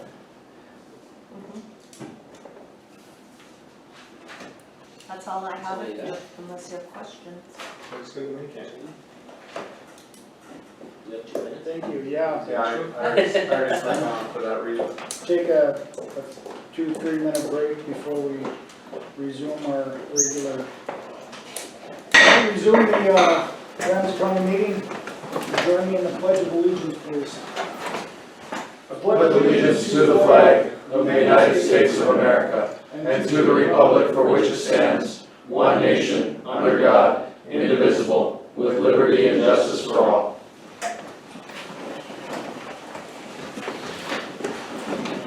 First item on our agenda would be the approval of the minutes. Move to approve. Second. We have a motion and a second to approve the minutes as presented. All those in favor signify by saying aye. Aye. Opposed, same sign. Minutes are approved. Any additions to the agenda? Move to approve this presented. Second. Motion and second to approve the agenda as presented. All those in favor signify by saying aye. Aye. Opposed, same sign. Motion carries. First item on our agenda is Mr. Jager, emergency drought declaration. Yeah, I know we were discussed at the last meeting about drafting up the declaration. We had an amazing rain, we were just discussing that prior to the meeting. I do know that the county was in, prior to this, they were in D2 and D3. Unfortunately, the map is not updated. It is still map release date of July of, the 15th of July. So hopefully this rain that came through will help with the drought issues. But if you guys want to postpone this till the next meeting, or if we want to send or get the declaration in place, it's entirely up to you guys. There's some great rain. Well, I think we should have it in place. I think so too. If some programs come down, at least that's our end of the game. I'll make a motion. Okay. We have a motion and a second that we go ahead and approve the drought emergency declaration that Chris has presented, and any further discussion? Thank you, Chris, for putting that Yeah, together. thanks for putting it together. And, you know, just because we got a little bit of rain doesn't mean. Let's hope we get some. Yeah. Well, and we're still at Hope for the a best. pretty market deficit for Yeah. the past 12 months, I mean, so it's, yeah, this is gonna help, but this is not the. It's not the answer. It's not the end all be all, it's a big help though, can you get us through for a while? I don't think we got much of them out like food. Yeah, certain places the county didn't get over. Right. Any further discussion? If not, all those in favor signify by saying aye. Aye. Opposed, same sign. Drought declaration is hereby approved. Thank you, Chris. Thank you guys. Chris, did you have anything else? Nope. Thank you. Thank you very much. Sheriff Nelson, Good evening. good evening. Thanks for coming in. Had a few things happen in the last couple of weeks, and I just thought, well, this is our shot to see if I can find some funding for this, for some radar equipment for our department. We've had 2 go down, and of course, as I'm sure the board knows, we have been using surplus property radars simply because we haven't had the ability to do a lot of traffic, and I didn't see an expense to have, you know, very expensive equipment that we aren't really using. Well, with the help that we've been given by the county, with the extra people, we've been doing fantastic with traffic enforcement in the county. It's considerably good, and I have not one complaint about it, so they're doing a good job of it. So I've had 2 go down in the last 2 weeks, and I don't have any spares, and state surplus doesn't have any, we don't know if there's any coming. So the issue I have is to send them in. It's $200 just for them to tell me what's wrong with it, and then whatever it is to fix it beyond that. So for something that's already surplus property when we got it, I thought if we could use maybe some of the money that the state had given us to purchase some new ones, and then once we can start getting into the, you know, we can start budgeting for it yearly. So that's kind of what my thought process was. You should have quotes from the, that is the state bid price on a car radar, that was it 2192? That's the state bid for the one that's the low end, but that's the only one we need. It doesn't have all the bells and whistles and the things that other, you know, departments need, but it's completely functional, and that's probably the most popular in use in the state of North Dakota. And I'd like to get 10 of those. And I can have 1 for each car. They do come with I did call the rep, and he said that's the best price they can't give us a volume discount or anything like that because of that price. They do come with a 3-year warranty, so we do have 3 years, and then as we go, we can start looking at putting one on a replacement type system. But I would also like to get 1 or 2 of the handheld LiDAR units to have special circumstances dictate that we need something different than what we have with our, I'm sure you all know what a squad car sitting sideways on the road, you know what they're doing, right? Well, with the LiDAR, we have a little more control because it's a handheld unit. We can put our cars in, for example, the Cove Road, going through the trees. Really tough to find a spot to sit and do anything appropriate because of just the nature of the road. And there's other spots around that, but anyway, that would facilitate us a little better chance. So the total is about 25,000 to do everything. 25,510. Okay. And I guess I would like to see if we could maybe try that. Like I said, I'm kind of exhausted my other options at this point, so I thought, well, if this doesn't work, we'll send them in and get them fixed, but. You said the other, so 2 of them went down, the other 8 still have them, but they're all surplus. Well, they're all surplus, and I don't have any spares, I mean, we've used them all. So I don't have any sitting, you know, when we put new deputies on last year, I had spares that because they go down. So I had, but now we've used them, so I don't have any left, and state surplus doesn't have any. So when they usually go down, you send them in, what do they say is wrong? Usually when they go, well, we haven't done, well, I usually call them and say, well, what's it getting? It's usually, well, it's gonna cost you $200 for us to tell you what's wrong with it. And then it takes whatever it is to fix it, depending on what's wrong with it. Some are minor, some are big. Well, And if, in the past, if one went down, I had a spare, we just put the spare in and the other one went in the box. if we get you new ones, will you still send the old ones in, see if it's something simple? So that way you have spares again? Well, I won't, because I'll take the ones that are still currently working and save them. Oh, okay. You see what I mean? Yeah. I'll save the ones that we have that are currently working, and I'll keep them. And then we'll just, you know, we paid $200 for these from surplus property. So the county's not out a lot of money, as far as, if you're looking at it that way.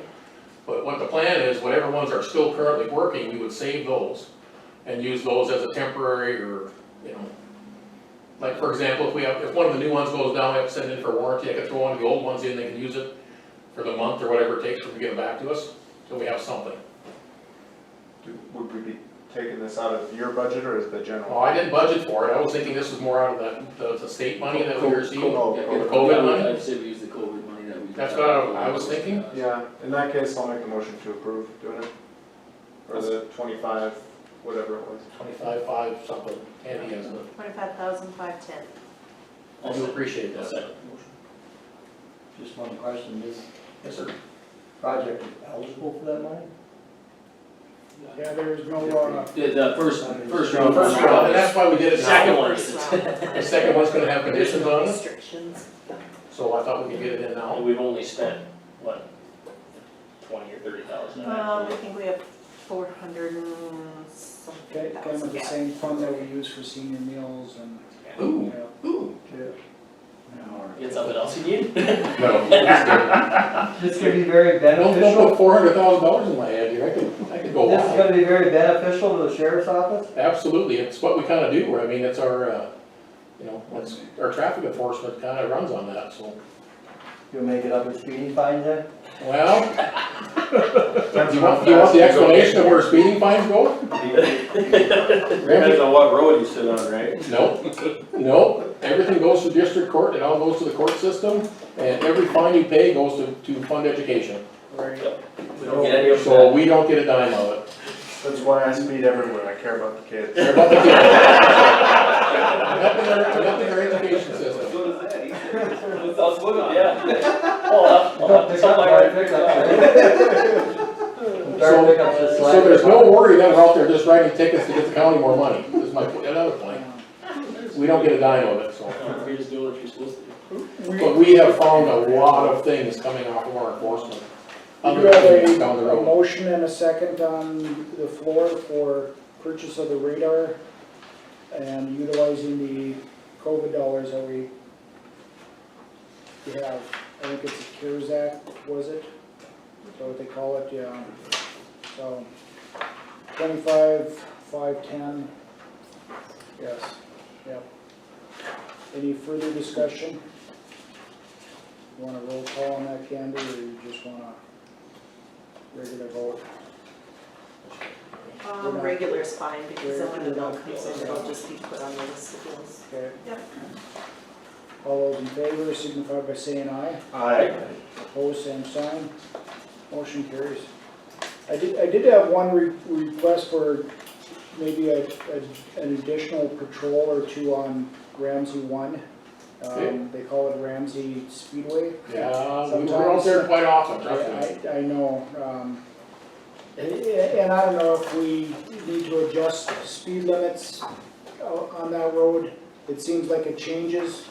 It goes past the freeze-on addition, and then it increases, and then it decreases. Once you get to the curve at Crafts Corral, it goes back to 25. Yeah, so, and I don't know if we want to adjust that the entire road, or, but. We tried that once before, huh? No, because you'll take it to 25 and everyone will still drive 45. Give me a little time and we'll go to work on it, we'll see what we can do first before I have to do that. I've heard right at that Walleye Drive is kind of a Yeah. dangerous intersection. We'll put an emphasis on that stretch. We need some traffic. Oh, God, golfers are gonna be mad now. When you take one, Appreciate that. Steve, when you take one of those bad units out, Yeah. would it be possible that I could try to take it out to their electronics shop? See if Absolutely. they diagnose one of them? Absolutely. They I wanna think try that's it. something they might be able to do, It might be something simple. It might, but it just, cause then we'd have them. yeah, well, I should still have 5 good ones at a minimum. There's no So, reason not to check if you. but if we can get it fixed, if we can get it fixed simply, I would love to have it working again. Sure. I just don't see how to spend the, if we wanna spend the money on the older stuff at this point and rely on that when we're doing so well with it. Good deal, thank you. Thank you again, appreciate it. Yeah, appreciate you guys. Thanks, Sheriff. Thank you. Have you guys got complaints of our enforcement activities? Not a word. Not a one. Okay. Just for me. I got a couple guys that are hammering hard, well, Bo might, but he's got more, well, actually, they don't do much with it, but, okay. I don't know how you can complain if you're speeding. Right. Oh, you'd be surprised. You can complain whatever you do. Yeah. You're speeding, going to jail. Stay away from south of Prairie, that's all. Yeah. Oh, the speeders? Come down there. Okay, stay out the Cody 31745. Thank you. Okay, thanks again. You want to go on a different topic? We'll get ourselves in trouble here. We'll get some quarter there. Yeah. Thanks, guys. Thank you. Thank you. Try to behave. Brings us up to Mr. Cummings and your budget. Where do you want me, over here, up there? And there's fine. This is fine. Okay, I would say a majority of it is consistent with last year's numbers and the numbers are told to put in. There are a few slight increases. The first slight increase you'll see is in the technology. We are looking at an option to possibly get some better legal research software. If you were to think of it like Google or Microsoft Bing, some legal search engines give more results and better results to the content you're looking for than others. The reason that number was included there is because that's what it will cost comparative to the quote on the other contract we have. I don't have the firm data as to how much of an increase it is, but the software we're looking at, Westlaw, provides close to 60% better returns than the software we're currently using. So that helps us to add efficiency as we're researching, can spend less time having to hunt for stuff and more time getting motions drafted. In addition, if you continue down the budget, I did include $2,500 for capital outlay, bar association fees, those are all the same. The big change here is I'm asking for 2 additional employees and their salaries. I know that number has a large sticker shock when you look at it like that. However, we recently at our state's attorney's conference down in Bismarck, I talked with several assistant state's attorneys that are out in the market right now. What would you expect to make? What would get you to Devil's Lake? And the number proposed is approximately $75,000. That's a good starting wage for an assistant attorney. And I have the case filing statistics right here. I had our clerk of court run them today. Do you want the good news or the bad news first? Good news is we are working really hard. We're working our tails off. Bad news is the criminals are working just as hard. Through today's date, comparative to last year, felony cases are up 78.87%. Misdemeanors are up 17.71%. And to sheriff's credit, administrative traffic is up 479%. Wow. For that increase in felonies, is it mostly drug related? There are a lot of drug related crime. Just speaking anecdotally, we have seen a major increase in what I would call violent crime or victim crimes, where one person is committing a crime against another person, whether that's theft, domestic violence, aggravated assault, burglaries, things like that. Since I've started, I believe we've taken a more aggressive approach to prosecution.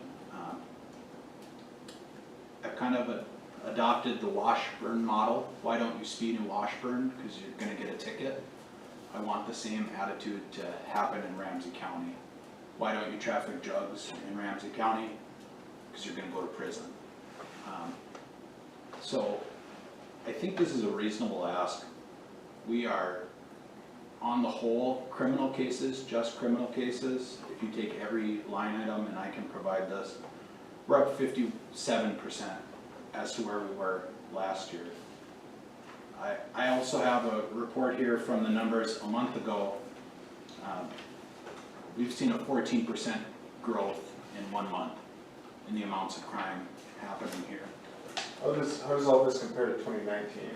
Is it simply because, I don't know, COVID time caused more crime or less crime, but I imagine it's not quite with the trend, whatever it is. No, that's a good question. And I do have that. Apparently I didn't add it here. Crime's up. Why? I know that we saw a lull with COVID. However, I think you're gonna see an even greater spike because people are now out and socializing and doing other types of things. It's kinda out of the norm because typically you see theft-related and property-related crimes in the summer months when it's warm outside, and domestic violence or violent crime in the winter when people are cooped up together. And right now, all bets are off. I don't wanna say it's out of control, cause we are doing our best and we are trying to manage it as much as we can. But come by any night after 6 o'clock, you'll see one of my staff's cars here, come on a Saturday or on a Sunday. We're working all the time and we just need more help, and that's the bottom line. Do you have enough room in your office up there? So that is the second issue related to this. I did have Commissioner Lightfon come up and look because he holds my portfolio. We're kind of sitting ass to ankles as it is right now. We're all together. One possible option for renovation would be to take over the now existing jury rooms and create that into our office space. Another alternative could possibly be the county acquiring the building kitty corner, the Haugland Hallbach law firm, and making that into the state's attorney's office. The time has come that we have to find a way to better staff our criminal cases, especially for a county of our size. A comparable would be Jamestown, right? Stutzman County, as far as population, as far as staffing, they beat us in both. Mackenzie County also has better staffing levels with us, and they're roughly the same size. And I've talked with both of those state's attorneys, and frankly, they agree with me, you know. What other questions do you have? I'll just chime in and saying that Bo and I sat down and visited about it, and he was concerned about, obviously the large number that we'd be looking at, but I said, I think it's beneficial to put the additions in simply because, we can always trim back if we have to, but I really think there's a need. I mean, we've been, I shouldn't say chronically understaffed, but we've expected a lot out of the state's attorney's office, I think, in the past as many years as I've been on this commission, and it always seems like our caseload here on a per staff basis is higher than probably almost anywhere in the state. and I think, like Bo said, I mean, the number we're seeing from 20 to 21, or even, and I remember I asked the same question that Lucas asked of you from 19 to 21, and you showed me those numbers when we were in office, I remember, and it's up from 19 as well. So, I mean, it just keeps escalating. The more we go out and look for people with drug task force and everything else, the more people we find and the more that is put on that office. So, I mean, to me, it's something we definitely need to look at. It's just time. From the standpoint of the office space, I think the quickest and probably, I don't know if it's cheapest, but the quickest way is probably, like you said, taking that jury room right next to them. And then the law library portion, we might be able to turn into a jury room or something like that. We could find some additional space somehow. It won't be perfect, but it'll be better than nothing, because we're gonna have to have more space if we have more staff. So we have to know we're going to incur some building improvement costs as well, if we're going to add some additional staff, so. But, when you're looking at 57% up for the year, I mean, and that seems to be, it hasn't always been 57% up, but since I've been on the commission since, 15, every year we have an increase. It seems like every year there's just more and more and more, and part of it's because we're doing more enforcement, but that's good. We're trying to keep the community safe, but it's just a consistent battle, I guess. And we're seeing it in the law enforcement center bill, we're seeing it everywhere. So is this repeat stuff or is it all new stuff? So that's a good question. So the figure is kind of misleading, actually. When it says felony, that does not include cases with multiple felonies. It's just one felony charge. So, for example, here it says there have been 127 felony cases charged. That does not mean there's only 127 felonies. There could be 5, 6, 7 felonies per. That's just defendants. Correct. Oh, okay. So a lot of those cases, there's, maybe that person has 4 felonies charged, and there's probably 4 times the work in charging 4 felonies. I would assume, at least someone. And then the other thing that needs to be addressed, and hopefully it's a rationale to help improve the staffing. We've received a number of unfunded mandates from the state legislature. I'm sure you know all about that. There was a rewrite to the North Dakota Juvenile Court Act, which took a substantial amount of responsibility and shifted it from juvenile court to the state's attorney's office. And it takes time to prepare those documents, serve them, notice people. Additionally, we've seen another unfunded mandate regarding traffic offenses coming from the clerk's office to our office. I think it's only going to continue. The court system is tinkering with who they want to do what, and in the end it gets shifted to the state's attorney's office. And that's great if you're in a county like Cass or Grand Forks where you have 28 assistant attorneys, but when there's only 2 of you and 2 staff, that gets really tight. Is there people out there to hire, both, for these positions? I hope so. I think so. You think so? I think that we can make Ramsey County a very attractive location for young talent. I do. I think if you look broadly at the legal community in Ramsey County, we have seen quite growth actually. The child support attorney came from New York. The new public defender is from Texas. People are looking for jobs and people want to live here. We have a good opportunity to give, right? We have a great recreation lake. The people are great. We're easy to work with. The court system is strong here. I think we just gotta put it out there. Well, if we give you this, and this might be more a question for Candy, can we include some money in your budget for renovations? Absolutely.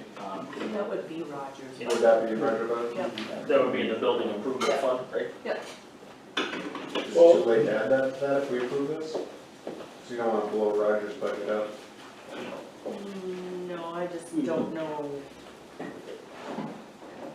Do we have to put in boards or anything, or do we have to knock holes in the wall? You would.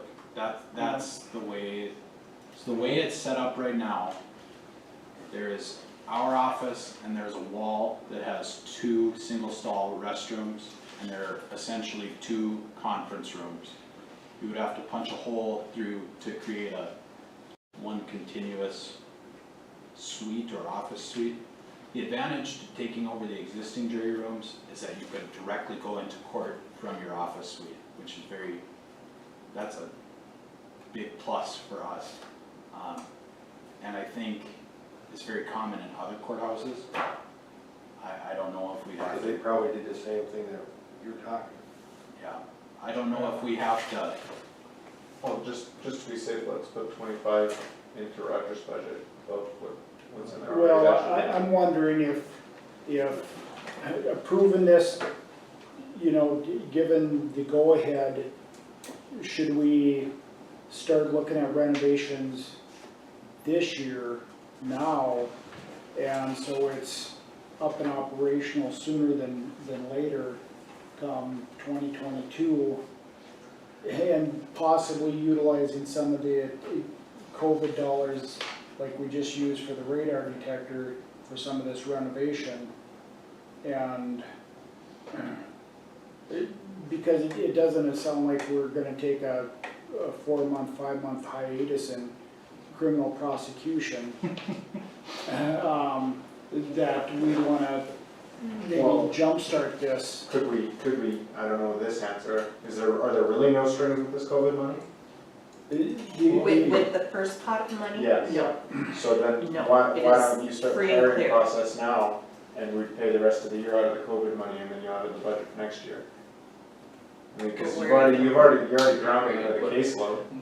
My thought process, I guess, would be, yeah, we use the COVID dollars to do renovation. The minute, basically, we approve the budget in October, we get both the go-ahead to put, in the meantime, we can put some ideas together in terms of work with Brian and get stuff put together. And then you could start advertising right after we approve the next year's budget in October. And if we get them hired ahead of time, then we use those COVID dollars to pay for it. Well, but if we approve, if we approve the renovation today, that will be for sure renovated before anybody could be hired.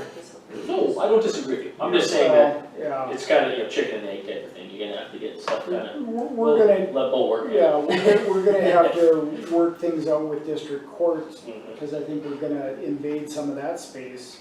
So that's a conversation. Yeah, and I think that's, yeah, I agree. That's something we're gonna have to hammer out with them, what we can and cannot do. I mean, it's our building, but at the same time, you still have to be, prudent and talk with them about it, and then we can figure out then, okay, what can we use? And then I think that's when we loop Roger in and say, what would it cost to do what we think we need to do, and you can work with Bo on it, and then we can, but I think it's still reasonable to put dollars, either you use the COVID dollars or because we got that pot of money to use, so we have some dollars we can function with in this year. And then once we get that figured out, yeah, then we can get it going and get going. I'll stand on the fact that I still think it'd be fine to use COVID dollars to hire staff for this, just because there's still some months between now and then that you're behind the 8 ball on. But you still have to have a place for that. Have to have a- Oh, I understand that, but what I mean is if we approve both tonight, right, then you can get a call to a contractor by, Let's let Roger carry on. Yeah. He's the buildings and grounds. But you've got to talk with district. Let's not get the cart ahead of the horse. Right, So, so let's put this. We should put this into the budget. On our August meeting for a discussion for expansion. Okay. And we can have those discussions with district court maybe, and as far as, and talk with Roger as far as expansion. Yeah, we see a great need here for additional staff, but I think we don't wanna get ahead of ourselves and, so. We could probably work some estimates, Maybe work some estimates and we Let's can get talk with Roger district involved. court. maybe. Get Roger involved, You bet. the district court He involved. does that for us. Yeah. So, The, sheriff's budget's going up, what, 250? yeah, This one's gonna end up going, how much? Got a rough idea? 125. Law enforcement went up. We're gonna have to face the fact we're gonna have to raise the mills. There's no question. These expenses, that's it. It's fine to take it out of COVID dollars, but But, for the long term, we need to raise those mills or we're gonna get whacked in the head yeah, 2 down the years road, down the road. yeah, I don't think And there's the any overtime question. is gone. We've We been, need to raise the mills, because we need to have the people of Ramsey County understand exactly what law enforcement is costing this Yeah. county. yeah. I agree 100%. There's no question I'm trying to load the gun and get some help from the state, and I'll tell them right to their face that we're a hub county, this is costing us a great deal of money, and it's coming off the property owners. Yeah, absolutely. well, I mean, So, we've we been need at, to, we've been at we 90 need to mils budget it for, that way. we've been at 90 mils for quite a while, and if you really look at it back traditionally, not more than a decade ago, we were at far more than 90 mils. So I think we've had a pretty good run of trying to keep the taxes as low as we can, Absolutely. but at the same point, I mean, it's just, we have a lot of pressure from a lot of spots. I mean, I just don't foresee how we're not going to have to go up. I don't wanna say substantially, but I think it's gonna be bigger than we want. But Right. I don't think that's just gonna be what it's gonna be. I mean, yeah, And these costs, they're they're not not gonna be gonna any less like next year. They're not. right. When you look at 23's budget, I hope they're not this kind of percentage up, but But that's the frustrating part, is that it's like we're chasing our tail. Yeah, absolutely. I mean, because we're giving the sheriff the resources to do his job, and then we're giving Bo the resources to do their job, his job. And then what we're gonna do is we're going to pick more people up. So then the law enforcement center cost is gonna go up, and then we're just gonna keep doing this. And I'm not saying it's our fault. We have to do what we have to do. But that's where we really need the state to step in and help us. People want a safe community. Yeah. I mean, the people want to feel safe. And that's exactly what all this is about, right? This is all about people, giving people an opportunity to live in a place where they feel safe, where they feel secure. And it's my opinion that law enforcement is the backbone of the community. It's huge. And I just want to add a few clarifying here. I'm not griping, right? I signed up for this. I want to do this job. I also want people to be proud to live here and feel safe living here. It didn't take anything as a gripe. We understand that you have an incredibly busy office, and we need to support it financially through additional employees. Well, and previous to us hiring you as state's attorney, I think it was pretty evident that Carrie was going to probably be looking at the same exact thing, because she saw the numbers too, so. She was letting us know that. Yeah, she was kind of laying the groundwork to let us know that we were gonna have to do It's not a something. control post is what it is, you know. As far as the October timeline, that fits pretty well as well. Typically, the bar exam is at the end of July and they get their results around Labor Day weekend. So you're gonna have a large pool of new lawyers looking for jobs. The best thing to do is pull the person before they decide what they want to do. We need to finalize that budget in October. And no bad habits. That's another great thing to look for. So, Well, I mean, at the end of the day, if we can have these discussions over the next month between everybody that needs to be involved, if we can get things rolling faster than that too, you know, just got to make sure we loop everybody in, we should be in okay shape. even if we could grease the skids and kind of get our plan in place, that would be awesome to hit the ground running. Like you said, Alan, we gotta go visit with the courts first. Absolutely. And the first people we're gonna visit with is them. Find out, tell them what we're doing, have Roger there. But I think, you know, going back to your discussion, I mean, we have to have this long-term discussion, sit down with our legislators, and we have to sit down and talk with even probably more than just our legislators, because, I mean, they're pushing more stuff onto the state's attorney's office. We had at one point in time here, I believe we had drug court. We have a juvenile drug court. We are still trying to get a adult drug court into place. They used to have them in multiple locales, and they cut them in the budget a couple sessions ago.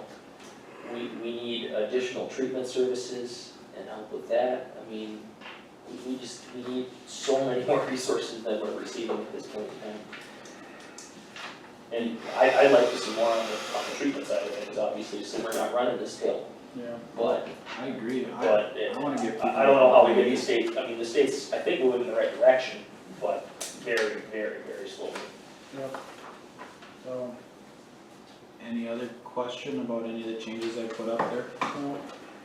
We're gonna have to go. yeah. Thank you.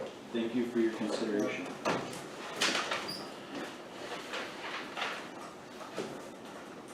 Kevin? Yes. This would be a good time to tell us about all that gold you found buried under. Did you find some money buried under our digging? Want me to start with the budget first? Yeah. Yeah. Okay.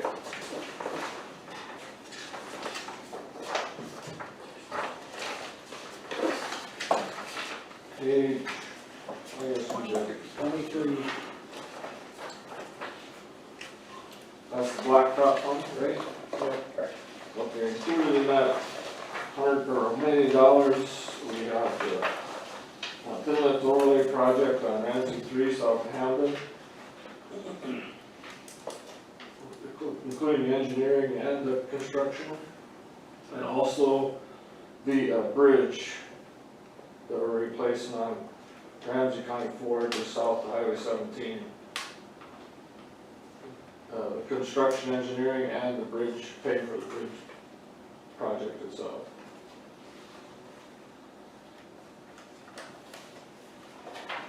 So that's where that $1 million goes. Next page is County Road. Salaries, of course, that was the spreadsheet that was handed out. capital outlay, 200,000. That includes our, I included a new pickup in there. Rental for like our mower tractors, skid steer, that type of stuff. Construction. Well, also, a big part of that capital outlay is the culverts, buying culverts and then resale, on which the flow through on the budget, but that's the line item it comes out of. On the construction side, we are scheduled to gravel Ramsey County 10 for 4 miles. That big grade raise, we don't have to gravel that every year, it's really got good gravel on it, so it's about a 11 or 12 mile road, but we'll only do 4 miles that weren't in the grade raise. Also, we're gonna gravel the Prairie Road north of Prairie. Ramsey County 4, south of Doyen or south of US 2. And then I put in the budget to gravel the Ramsey Benson line south of Church's Ferry, depending on what the lake does there. This summer we knocked all the trees down, killed all the trees, killed all the cattails, tilled it up, and John's blading it now to try and bring it back into shape. And then we'll see what the water does and possibly gravel it next summer. So that is all in the construction part. That was which road did you say? South of Church's Ferry. Oh, yeah, traffic. Also, the mag waters in the construction, repair our soft spots like we do with cement, and then overlay patches on the pavement is all in the construction. Then every year on the miscellaneous, that's just for projects that I don't know about that come up during the year. So that's the total, $847,127. It's amazing you get all that done for that little bit of money. Yeah.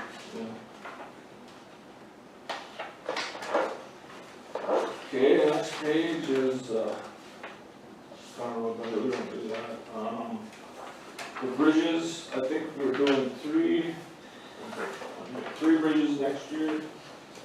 So I put in for the rental of the excavator and the packer, and also the cost of the culverts.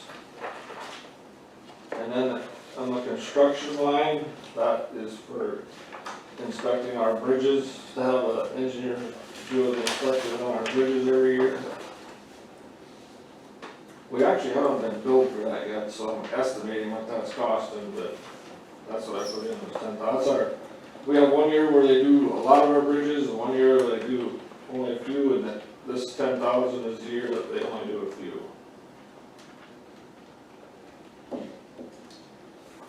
So any questions there? I think after this year, we're pretty well caught up on this bridge removal stuff, so that'll significantly change next year.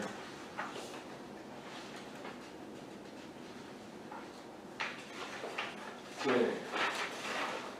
Next page is highway tax. This is the one that money is generated from fuel tax sales, gasoline and fuel.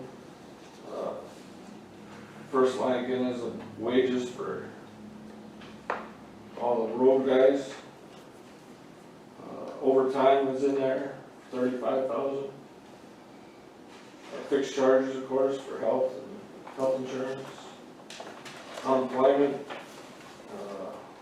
that's for, we have to pay for somebody that's getting the unemployment benefit. We haven't had to do that for a couple of years, but I keep it in there because I never know when it's gonna happen.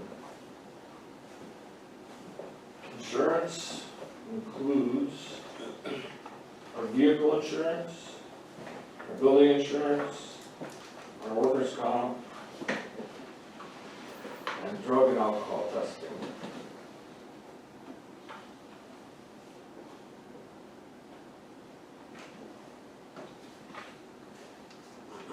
So that went down a little bit. The next item is travel, which I kept the same. Utilities includes our electricity and our phone and our heat and our water, garbage, that type of thing. Down a little. The next one is office supplies. That's also down just a little bit. Let's see. I reduced the office supplies costs for next year. Gas, oil, and fuel, of course, that's kind of a guessing game, but I lowered it a little bit. I don't know if that's the thing to do, but you don't know what prices are gonna do, but.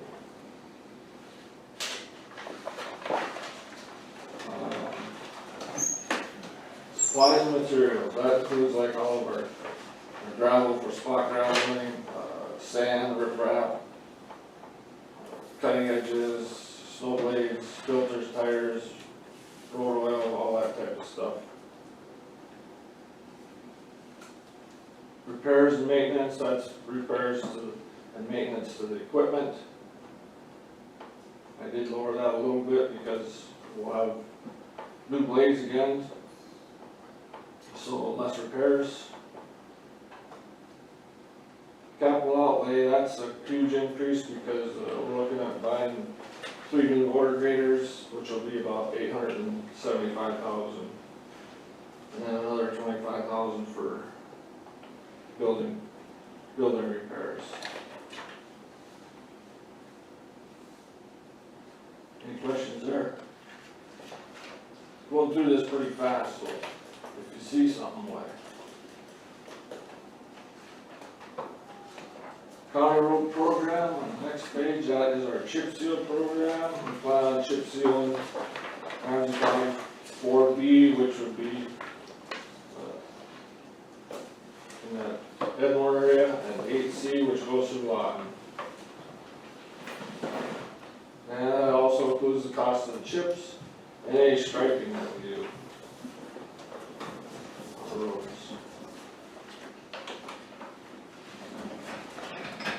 Any questions there? Then the other last page I have is just all of the FEMA pages. And I just threw numbers in there. We're allowed to use these dollars for anything that we need. I mean, it wasn't identified for any one certain thing. It was that bid money is what it was. But they don't specify what you can and cannot use it for, so. It's kind of a buffer for us more than anything.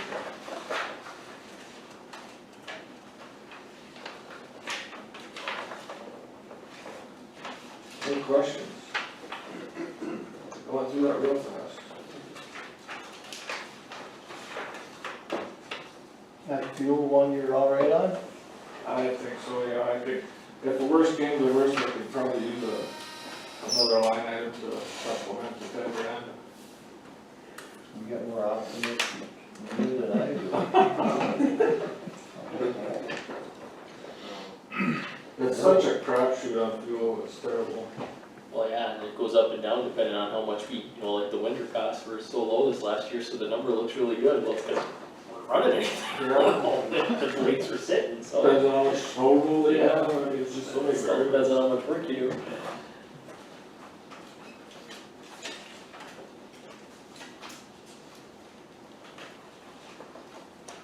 Biggest ticket item is the overlay project in Hamden and the bridge construction. I don't think we wanna try and cancel our bridge project, those are hard to get through the state system. But, so we wanna keep that in the budget if we can. That amounts to $150,000 for the engineering and what our share of the, there's some federal dollars there too, that would be our share is about $150,000. Where's that bridge going this year? Just south of Doug Fridgie. Okay. Or right on 4. Yeah. One we're putting boxes in, correct? Right. Yeah, that needs to be done. Yeah, it's, We gotta keep that up. it meets the Has to be done. criteria for the grading on it, it's down to the 50s, which is, I think once it gets below 50, that's when they're really critical. I think clean up that spot a lot. Yeah, and if we let it go, it might be another 2-3 years before we get queued up again, so. The waiting list is so long for those. Get it done. So that's kind of where we stand with which projects we should keep and which we can look at.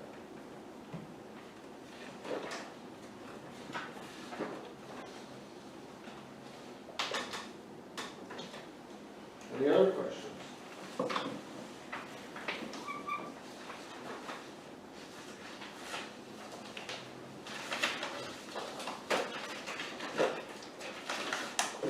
Kevin, any concerns moving forward with, that levy that's coming off from the state? Yeah, that's something we definitely need to keep an eye on. It's probably 3 years out yet, so yeah, I mean, we don't wanna forget about that for sure.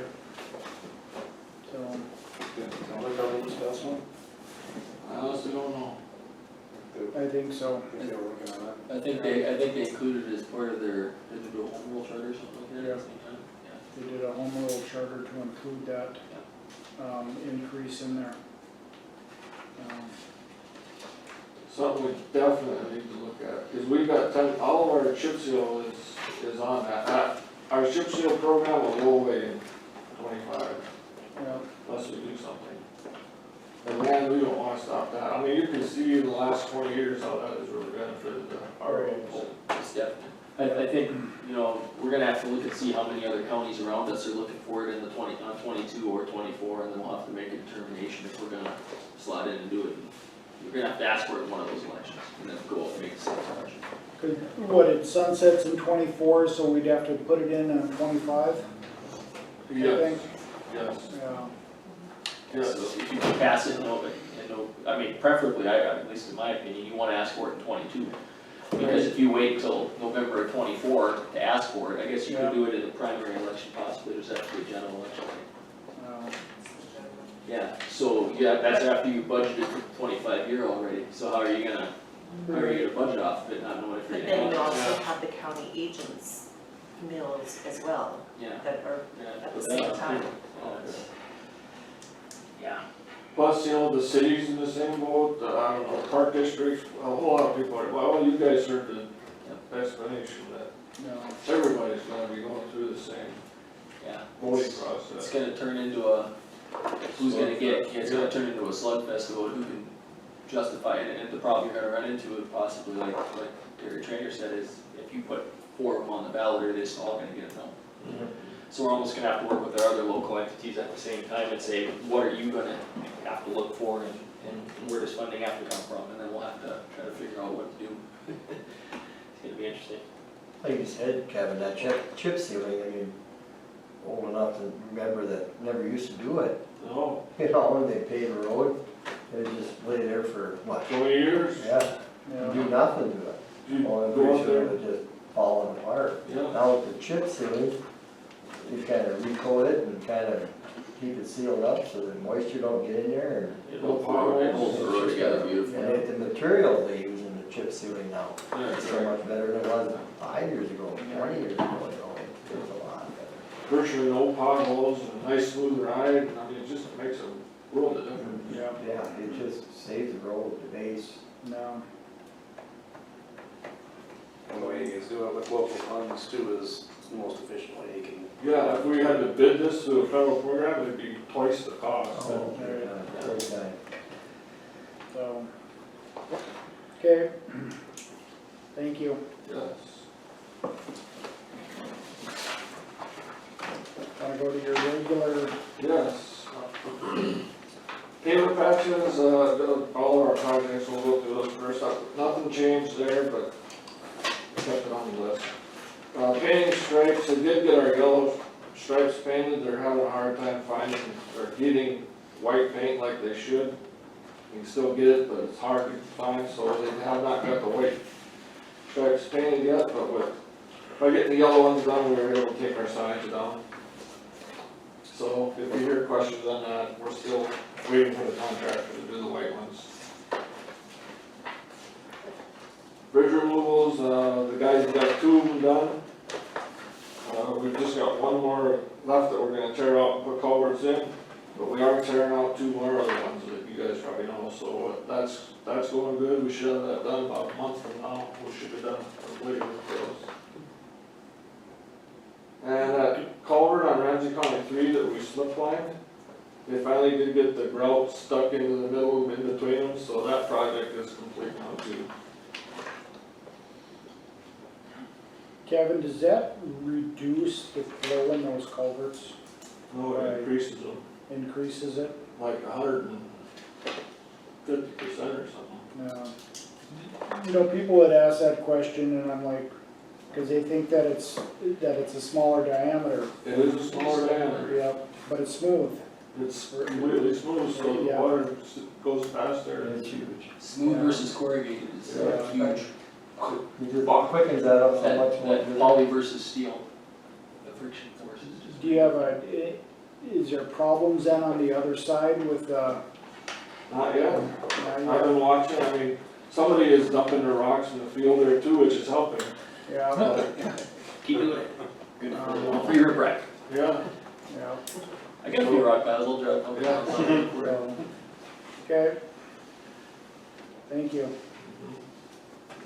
Okay, and then we had to change the size on that bridge north of Austin Jones. It was 3 36-inch culverts before, now the water board has bumped it, or 2 36-inch. The water board bumped it up to 2 72 inches because of the upstream size is on a county road, which is right now at 3 72 inches. But the difference between a county and a township road, 2 is sufficient, so.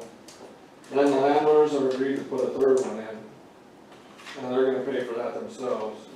But the cost of the culverts is gonna be $25,461, which we'll have to pay and then bill the local landowners, so.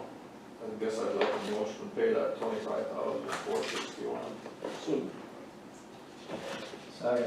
We have a motion, we have a second to pay the $25,461 for culverts. I guess I don't have a bill yet, I should straighten that Yeah, out, just to get them ordered. right, just get them ordered, right, yeah. Okay. Any further discussion? If not, all those in favor signify by saying aye. Aye. Opposed, same sign. Motion carries. Thank you, and continue. The second one, we did get an invoice for Soapers for gravel and turn back 17 up by Starkweather, and that total was $63,800. And this motion would be to pay that invoice. Okay, So moved. we have a motion, do we have a second? We have a motion, second to pay Soapers for $63,800. Roll call, please. Wakefield, Aye. Lightfon. Aye. Volk, Aye. Brown, Aye. Britt. Aye. Motion carries. KLJ has gotten the task order together, the contract for the preliminary design and engineering on the bridge replacement on Fort B. It's actually an amendment to the first tax order, but the amendment adds another $43,700 to the original cost. So for a total of $56,600. And I guess I needed a motion for the chairman to sign that. I've looked at it, I reviewed it, it looks fair to me, I don't know. Paul, if you got anything you wanna add to that? Just that the first part was just to do the survey and hydraulic study on it, and this is to do the rest of the design now that we know what we're designing. So it's quite a bit less than, it'd probably be almost double that if it was a bridge, since we can box culverts would be some of the design of the suppliers. So you were waiting to see what we were gonna put in before you finished the task order? Right, that way we don't have the contract double that size for half the work. Okay, I'll make a motion to approve the amendment to the task order.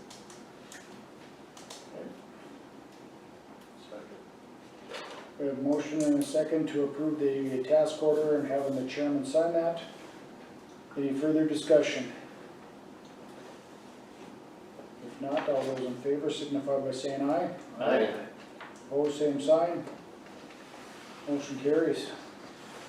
Okay, and then next one, just for your information, I signed up Jason for the leadership training through that NACO program. He'll be starting on September 13th, and that cost is $16.45, which is less than $2,000, but I just wanted to make sure you guys were aware of it. Then I have two other things. I needed to order a load of road oil to fill our overhead tank. And to get it filled, the cost is gonna be about $17,000 for that oil. So I'd like a motion to go ahead and order that. So move. Second. Motion and a second to approve the Kevin ordering load oil? Road oil. Okay. All right. Any further discussion? Or there was a motion and a second, correct? Yep. Yeah. Okay. All those in favor signify by saying aye. Aye. Opposed, same sign. Motion carries. And the last thing I have, I need to order some more cutting edges for motor graders. This time the approximate cost will be $9,338. $9,038. 93.38. Okay. Motion second to approve cutting edges, 93.38. All those in favor signify by saying aye. Aye. Opposed, same sign. Motion carries. That's all I have, unless you have something for me. Nope. That's enough. That's enough. We have the task order. Wow. I got one. Yes, I do. The back page is really small. You have that, I'll sign it. Yes. Autograph on it. Not to glue it first. I said a couple of copies when you didn't have some of before Mark's signature.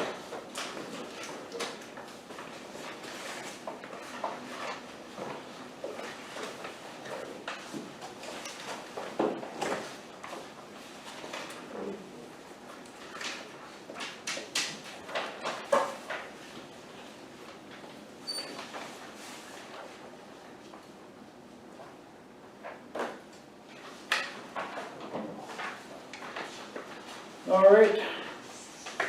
Next up, Mr. Bruckner.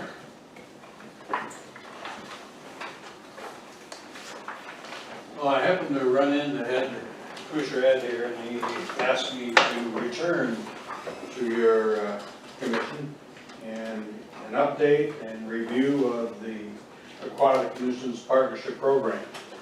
So I brought the program copies back again in case you don't have them. Nothing has changed. The Game and Fish has not changed their program. Program remains the same. To give you an update on where the state is this year, as most of you have already heard, that Game and Fish found zebra mussels at Twin Lakes. They have also run into some severe issues in a couple places on the Missouri River system with curly pond leafweed, and what's happened there is they have taken over some of the marinas and boat ramps, because obviously when you dump a boat in, if you have a curly pond leaf on your boat, it falls off there and that plant just takes over. And I have some photographs to show you on that as well. In the case of Ashtabula, as you know, they were identified having zebra mussels, and the Game and Fish has taken an aggressive approach to Ashtabula. They're monitoring all the boats going in and out, mostly out, because they don't want that zebra mussel to be picked up on a boat or pontoon or a jet ski or whatever. And they've continued to do an aggressive approach in there. This is a quick report here on from Ben, the director for A&S. This is as of July 12th, the inspections that they have done in the Devils Lake area, okay? They've done approximately 1,342 inspections. Now, the key here is to take a look at where all these boats are from.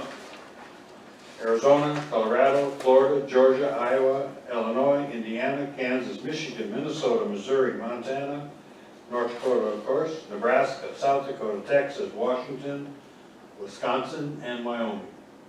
So basically, watercraft in our area of Devil's Lake is covered from coast to coast. And these are only the boats that they have had the opportunity to inspect. So if you were to take a look at Devil's Lake and the activity going down Highway 2 or coming into Devil's Lake, this probably represents about 10% of the boats and activity that's been coming here for recreation. They go down to identify that approximately 45% is non-resident activity on our lake. I think that's a little bit low. Items that they found, 3% had vegetation on them, 2% have had water retained in the boat, either in the live well or in the ballast areas. Zebra mussels fouled boats, they had 6 leaving Ashtabula that they identified, 1 entering Lake Audubon, and you probably saw this recently, it was in the Bismarck paper, another paper where there was a pontoon that was purchased out of state, brought to North Dakota, and they were going to go fishing or going recreating on Lake Audubon, and that unit was caught before it was put in the lake having zebra mussels on it. And fortunately, they caught it. The other fortunate part is that the zebra mussels were all dead. So they dodged the bullet, or the state dodged the bullet, however you want to look at it. Again, then they identify the Twin Lakes infestation which takes place.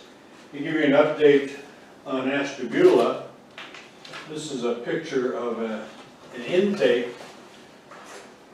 In other words, someone who has a intake system on the lake. And it's a little hard to view, but if you look right at it, you can see looks like little diamond squares there. That's a pipe. And those are, everything else is the zebra mussels that are covering that intake on that. So if you were to take a look at the intake in the east end of Devil's Lake, that clogged system would look similar to this if we had zebra mussels. We'd just simply plug it up. And that's what's happened here, is this intake system here has been clogged by the zebra mussels. I believe, I don't have the numbers with me and I can't remember, it was approximately, a survey they did, that there were 62,000 zebra mussels per square meter. So in other words, an area of 9 by 9 or whatever, 9 feet in a meter, 62,000 adult zebra mussels per meter in Lake Ashtabula today. So the infestation is huge. I earlier mentioned curly pond leafweed. This is a photograph of a boat ramp and a marina in the Missouri River system. And this is how any boat ramp in Devil's Lake or on Devil's Lake or Stump Lake would look if we got zebra mussel, or got the curly pond leafweed. The second page shows you how it spreads.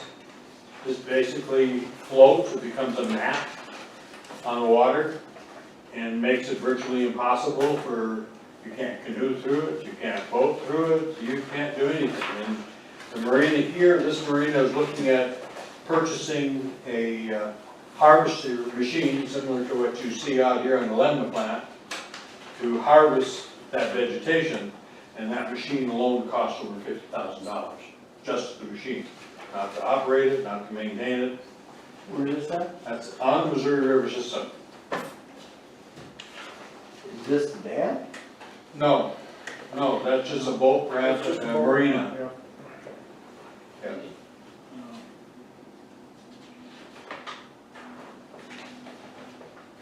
When we talk about zebra mussels, or when we talk about invasive species, and we talk about our area, our community, we identify what's at risk here, and it really isn't the fishermen that's at risk, not the sportsmen. It's Ramsey County that's at risk. It's tourism. It's John Q. Public who is at risk. Because the fishermen can pack up and I can drive to another lake and go fishing. There's no loss to me if zebra mussels or these things come in Devil's Lake. There's more cost to me, but there's really no loss to me as a sportsman to go fishing. I can find another lake to go fishing on. But if we get infestation, whether it's curly pond weed or zebra mussels or one of many other ones, the Eurasian milfoil, Ramsey County is huge at risk because your tax base is going to eventually drop because people are going to move. Should we, as a county, direct our law enforcement, stopping boats coming in? What would you like us to do, Rich? Personally, what I would like to see you do is go back to our original conversation with Nelson County and Benson County. You three join forces to make an effort to protect the Lake region, Ramsey County, Nelson, and Benson. And I believe you're going to have to bring in your local legislators, because as we discussed before, there's only so much money Game and Fish has, and it's not enough. But there's no money here from tourism to help you with this process, and they're at a big risk. There's no money here from the highway department, yet they collect gas tax out of every boat that recreates on Devil's Lake, and that money doesn't come back. So it's a real big, huge challenge, and I don't think it should be taken on based on the size of our resources here, that one county can do it by itself. No, absolutely not. We had Ben Holing come down to our water conference last week, and the guy dropped whatever he had going on and came in, spoke to us. He probably would have spoke to us for 3 hours if we let him. He's extremely passionate, dedicated to the prevention of this. Where's he from? He's out of Jamestown. He's North Dakota Game and Fish, he's the ANS coordinator. But he agrees with Rich that it has to be a much larger, and we agree with him from the water standpoint, that it has to be a much larger than just the Game and Fish. And whether it starts locally with the county commission, whether it starts with the city commission, but it has to be a statewide effort to prevent aquatic nuisance. Because it's coming from outside our borders, is where it's coming. And people want to say that, well, it's not outside recreators, tourism that's bringing it in. It could be one of us. It could be somebody from Devil's Lake taking their boat for the day or two to Minnesota, to an infested body of water, and bringing it back. And I'm not sure exactly how you stop it.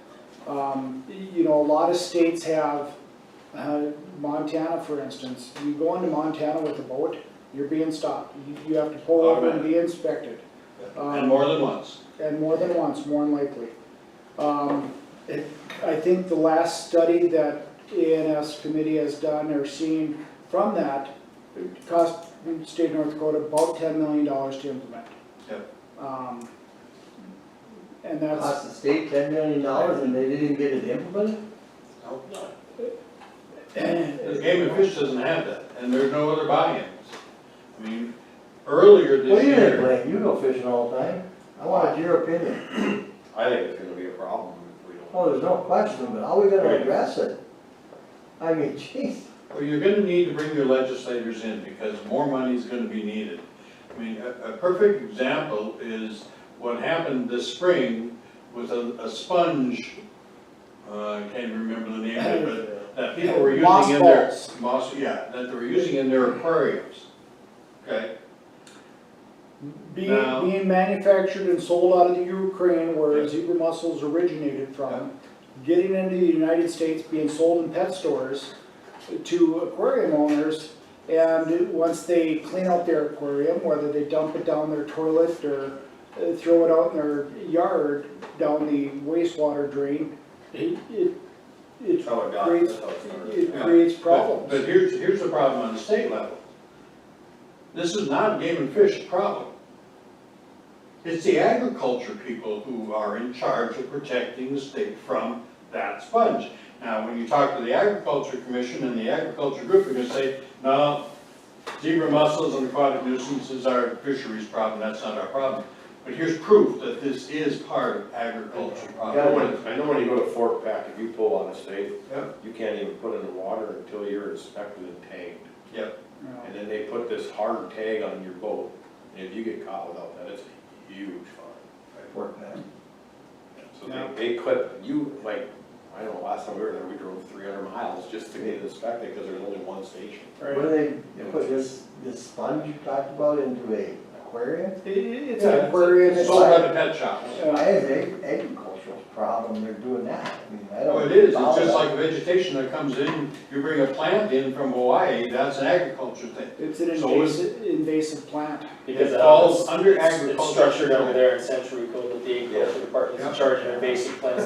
There's a whole bunch of damn arguing going on down there, nobody wants to take responsibility. Yeah, They want- that's exactly what's happening, they're all punting on it, Kick that's it what back they're our doing. way, yeah. And then they're telling us, hey, figure out how to take care of it. This is really, you look at this, and if this isn't. That's scary. Yeah, that's it, I mean, that. Yeah, that's on the Missouri River But- system. in but- some Where's the states. cows that eat that? We could probably harvest that. But it's gonna end up costing every citizen in the state of North Dakota dollars down the line because it affects how utilities are operated and sold. You're out there. Let's get a solution, Yeah. I don't want any more scare tactics, but let's get a solution then. Well, like I say, it's going to task you to contact your legislators. And the reason I say 3 counties is because Ramsey County is small when you compare it to Grand Forks County and Cass County and Burley County and so on. If you want to make an impression and get ahead of the rest of the state, I believe 3 counties are gonna have a bigger voice because you got more voters. So if you had 30, then you'd have a big voice. Well, you would. Are there 30 counties in this state that are affected by this? Absolutely. We take Ashtabula, how many counties around that, 3? Well, there's gotta be at least 30 counties that are. Well, Okay, you got let's get 400 on recreation fire. lakes. Let's get something going countywide then, let's get the Association of Counties involved with us. And have them notify the counties that have this problem and are affected by it. I mean, we pay dollars to them all the time to help us through some of these situations. And that's exactly what we need help with. Yeah, What do you think, Kevin? You've been on the board, does that make sense or not? Oh, yeah, absolutely makes sense, yeah. But I mean, we It's get, not easy sell. you got Barnes and you got, Griggs must be on Ashtabula and, Oh, Missouri River system. yeah. Yeah, well, I mean, you know, it affects the entire state, and so, but like Rich had said, it's not just game and fish. It's tourism, it's economic development. Where are those people at? It's energy, Okay. and it is Department of Ag. I'll be all for it, if we can get somebody to help lead the counties. Oh, right. Not Ramsey County, I don't think we can handle it. That's I know that, but our fight on that. I'll jump in, if some other Yeah. counties were gonna jump in, and we can get something started. I mean, just for one county to take care of Devil's Lake, yeah, that's not gonna happen. It's way too expensive for us. But we're sure to be part of the solution, but let's not be the whole solution. No, education, it goes right down to educating kids in school, to start this at a school level to educate everybody. Absolutely. I mean, this gentleman who bought that pontoon in Minnesota and it came to North Dakota, if you looked at that pontoon, I would recognize zebra mussels the same as you that were attached there. He had no clue. He was not aware. So, like I said, I'm just I know. an individual who's concerned, and I wanna help, but I think the bigger thing for me, I already sit on the A&S committee, and going around pitching this, because this is a community I love and I wanna live here. Yeah. So I'll do whatever I can do, but I think it's, like I said, it's up to you guys here to protect Ramsey County and the lake. And you can bring the city in, you can bring Nelson County in and Benson County in. But again, you're gonna have to bring your legislators in because this has to be driven from the legislative end. You know, even if you do a referendum or a mandatory situation where every boat entering your county requires an inspection, that has to go through legislation process as well in order to be able to put that into effect. Yeah. So, Rich, have you ever looked at like how Fort Peck is doing it? How did they get it so that they have it where it's mandatory? Great question. Yeah, We need to find out. Montana. It's mandatory. Yeah, Montana had, I think they got somewhere between 10 and 12 million dollars, and a lot of it came from their power plants. A lot of the money came from power plants. A lot came from agriculture and other entities. They all, I think the governor probably drove it home. Let's find out for sure. But, When we got a plan, then we can sell the plan to whoever we need to sell it to. well, Let's get a plan. your legislators are the ones who can help carry this ball for you, because it's bigger than this commission. It's bigger than the 3 commissions you're talking about. Yes, it is. So when you've been ramrodding this A&S committee, have they ever went out there and tried to find out how Peck did it? No, not even the state game and fish. They're all, how shall we say, they're all protective of their departments. And no one's going to come in and tell them. Which is silly. It's silly not to help each other. It is. Montana will be the first to tell you, what the hell's North Dakota sitting there doing nothing? When we have this plan in place already. Send us our information on how they did it all. Montana has, Wyoming has it too. You can't cross the border into Wyoming at any road. Wyoming, Colorado, Washington, Yep. Idaho, I mean, all the way out to the west coast. I mean, every state has them in place. We know about them. We know how they're working them. We're just not willing to take the steps to implement them and enforce them. Well, there's no single department willing to take it on. It's Right. a state government issue, really. It comes down to dollars and a mandate. Yep. They don't want to enforce a mandate because it doesn't look good to enforce a mandate, and it costs money to do it. It's that simple. They already paid $10 million. No, Well, just- It will cost $10 million. no, that's what it would cost if we implement a check program for like that. every boat coming into the state. And I don't have a problem with working with the legislators, but to me, it just, we're gonna be fighting with the state for Yeah. years to get Well, something to go. We had fights 2 years ago at the legislature when we got the ANS sticker implemented. And we're seeing about $1.5 million fees from that are generated. Yeah, that's a good start. It's a good start, but it's not being spent.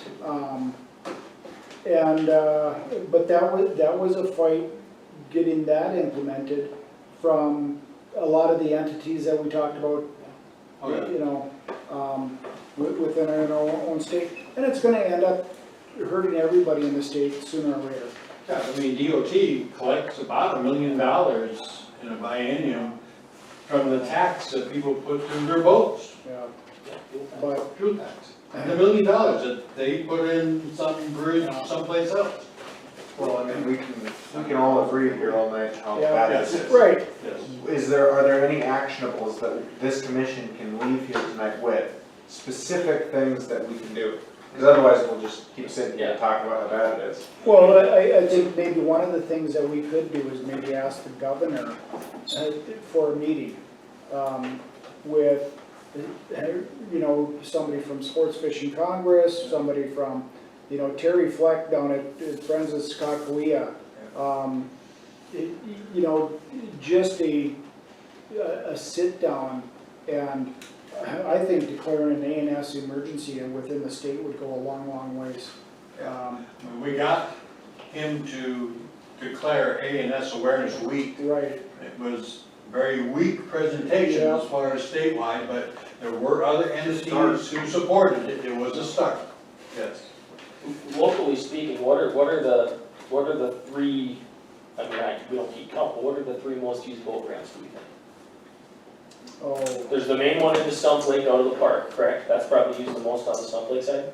Graham's Island is probably the number one. Yeah. Graham's Island's probably number one, and I think they've done some enhancements there, but I think they got one of those magnetic ionizers that'll talk to you as you're backing in a boat or pulling a boat out. They have one at Lake Ashtabula that says, you are now entering a level 1 or a level 5 category infested body of water. You will need to disinfect when you leave.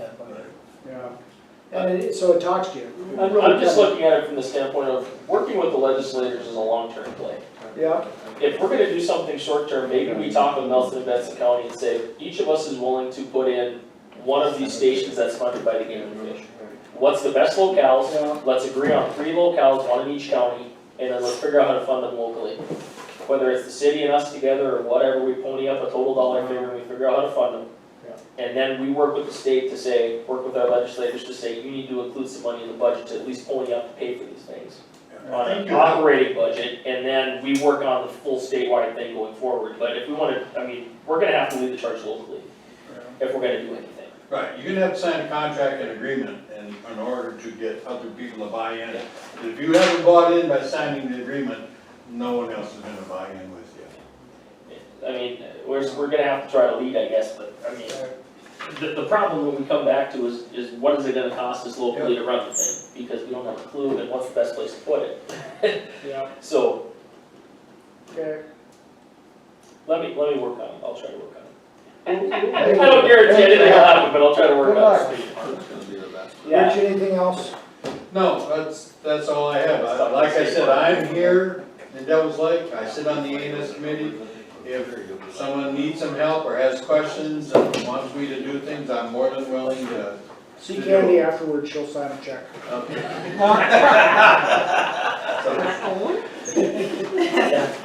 Well, we wish it was that easy. Thanks, If you could just throw money at it and make it go away. But I think it's gonna take an effort, and we applaud your commitment to it. Twin Lake. Twin Lakes is down in Lemoore County. Yeah. So it's within that Lemoore, but Lemoore had, dam had the outbreak a year ago. Yeah. And so it was kind of a matter of time because a lot of fishermen frequent both bodies of water regularly, back and forth. And that's what we worry about here. I mean, people can be on Ashtabula yesterday and be on Devils Lake today. Or on the Red River Yes. today and Stump Lake this afternoon. Yep. You know, so, yeah, again, we applaud your efforts, Rich, and thank you for coming in and Thank you. keeping our feet to the fire. Appreciate it. Thank you. Yeah.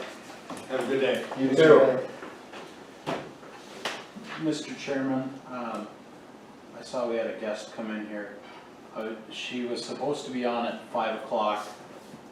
There's a miscommunication about time. I was wondering if she could slip in before me. Absolutely, Dina. I'll make it very quick. I did not hear from Sarah today that our time was different, and when I put it on my calendar, it was scheduled for 7. So I don't really know what happened, but It's anyway, okay. so I was really early, and I've been in town this whole time, and I came straight from Carrington, so I'll stand back, because I was at field day today, I smell bad. I've been all over the Carrington Research Center, so, anyway, thanks for giving me a minute. I'm sure you know what I'm here about, seeing as Sarah's probably already talked about the subject of Bill Hodis's position, and that's great, but I can't do anything until I actually come here and have the official word. So if you would have put me off, I would have had to make another trip, so thank you very much. just so you all know, we will finish paying Bill Hodis for his employment at the end of this month. The way NDSU works is we work a full month before we actually get a paycheck, you guys know how that works. So he won't be finished being paid out until the end of the month, so technically, we can't put an order or a request in to open his position until it's paid out and he's officially off our books. So, the earliest we would start anything would be, July 1 or August 1? August. Beginning of August is about as early as I can go, and, once he's paid out, I have to do the paperwork that goes to Dr. Lardy that requests that, we just open the position. So, you know, we're NDSU extension and we have a slow process, I bet you guys know that, right? It's a little slow, I promise I'll try not to drag it too far. It has to be open for 20 business days. Once we, have the actual job, our position description, I need to be reminded though, who, Adam, I'm on the right? commission, or on the portfolio, Oh, Adam, yes. I got it right this time. Got it right. Oh, after the retirement thing, I felt worried I was gonna get you wrong again. I just need to communicate with you, and I need to know that the rest of the commission is okay with that, that you will be my go-to as far as review the position description. I can tell you, so you're not surprised, the one thing that will look different in the new position description is, Bill had some responsibility at the state level for something called SARE, the Sustainable Ag Research Extension. If you remember that, he worked with the 94 land grant universities, and we are not going to make that part of this position. That was really above and beyond his, and he was, you know, compensated for that. We just want to explore other people in the state. We wouldn't want to assume that whoever we hire has to fit the bill on that responsibility. It'll be a straight up, we have a pretty standard A&R position description we'll work from. And if you would consider putting together a couple people that you have in mind to serve on the committee, I would recommend somebody from your 4-H Leaders Council, or I'm sure Sarah and Cindy, they'll have ideas for you. But we'll just start putting together the committee. Yeah, and that's where we are, and I'll answer any questions that you might have about the position. Earlier at today's meeting, we did, Sarah come in and talk about her budget, and we did go ahead and made a motion and approved, asking NDSU and supporting NDSU and the search for another ag extension agent within Ramsey County, or for Ramsey County. Okay, thanks, I really appreciate that. Now, I don't know how long all of you have been on the board, but you remember a few years ago, we adjusted our base policy and you kicked in more of, but we're back to the original, so, and do you have questions about our base policy and who's paying what? Okay, good, all right. We will not hire somebody, I can pretty much assure you at the salary that Bill is leaving. I'm guessing you'll expect that, right? Oh, and that's fine. We understand that, you know, adjustments will need to be made, and, you know, Adam will keep us informed, and I had that portfolio for 4 previous years, so. Okay. Fully appreciate that office and everything that they do for us, and willing to support them moving forward. Good, I'm gonna work really hard to find you some good candidates to interview, so thank you, that's all I need, just that official word, so that once I get the go-ahead, then we'll move on it and I'll be in touch with you. Okay, fantastic. Thank you so much. Thank you very much. Mr. Cummings, you're back. Well, it's always a good day when I get to talk twice. Yep. We have a park board property that was brought up last meeting, and we had you review that. Yeah, this was a welcome change of pace for me. It's kind of nice to stretch those property law muscles. Essentially, what happened was, in the 30s, the county of Ramsey deeded some property to the park board.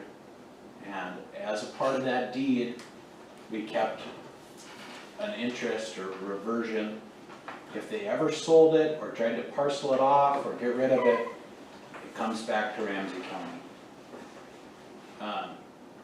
The park district has been approached by a buyer that wants to buy this piece of property, but they can't move forward with it until we give them our version.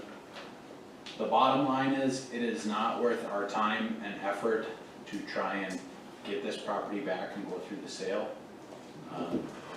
It's valued at $750. This person wants to spend no more than $1,000. I can guarantee you between title searches, real estate, all of that, you're gonna be well over that mark. So it's better for the county in this instance to cut our loss, deed it to Park District, and let them deal with it. That's my legal opinion for you. I'll make the motion that we do what he said.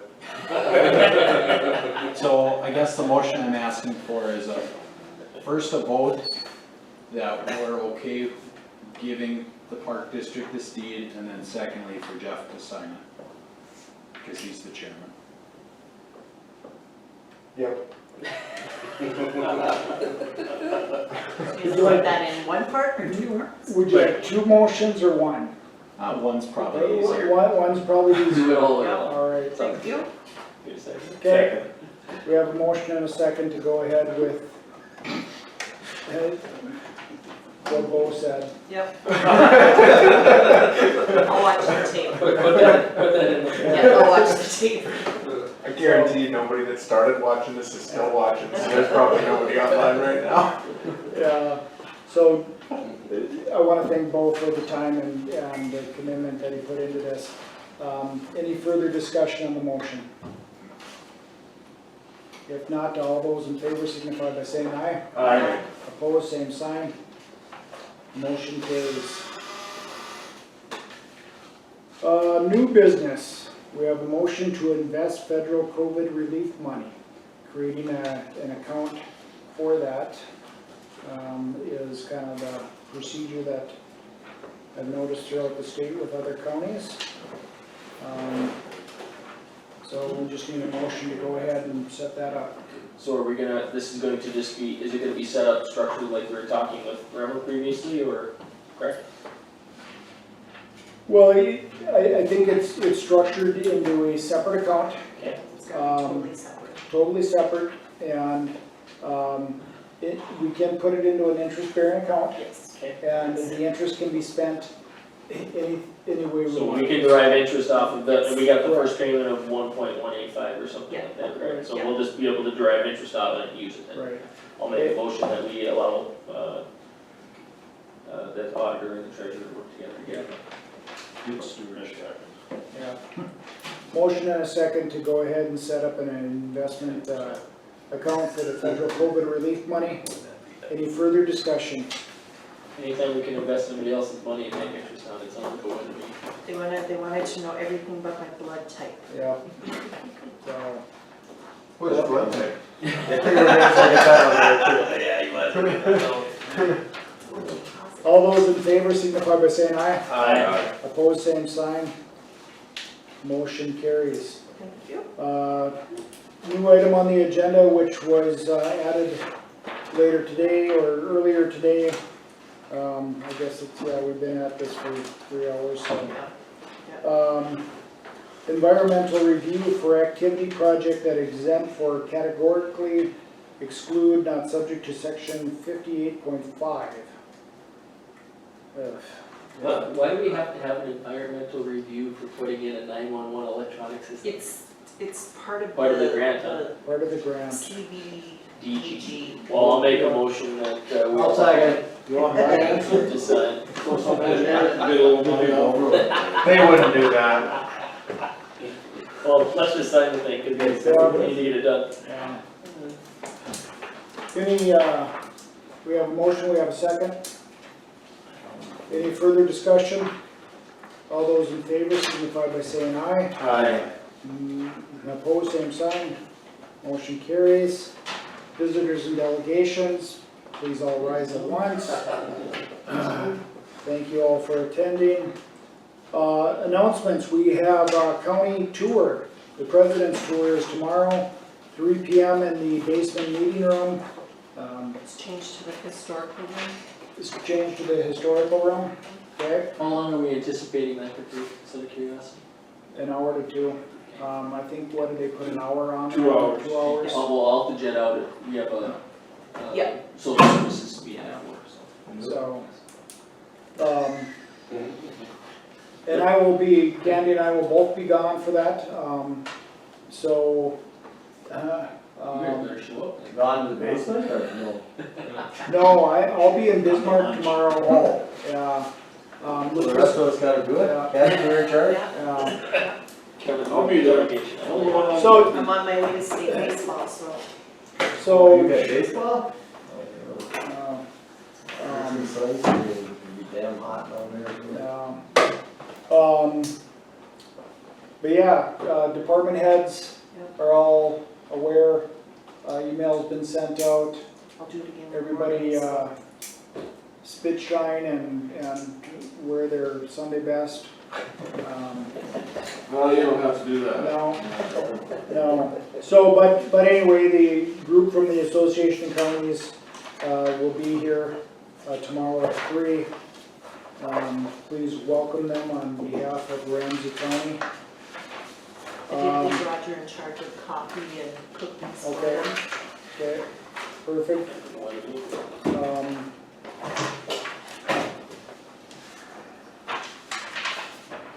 Other announcements?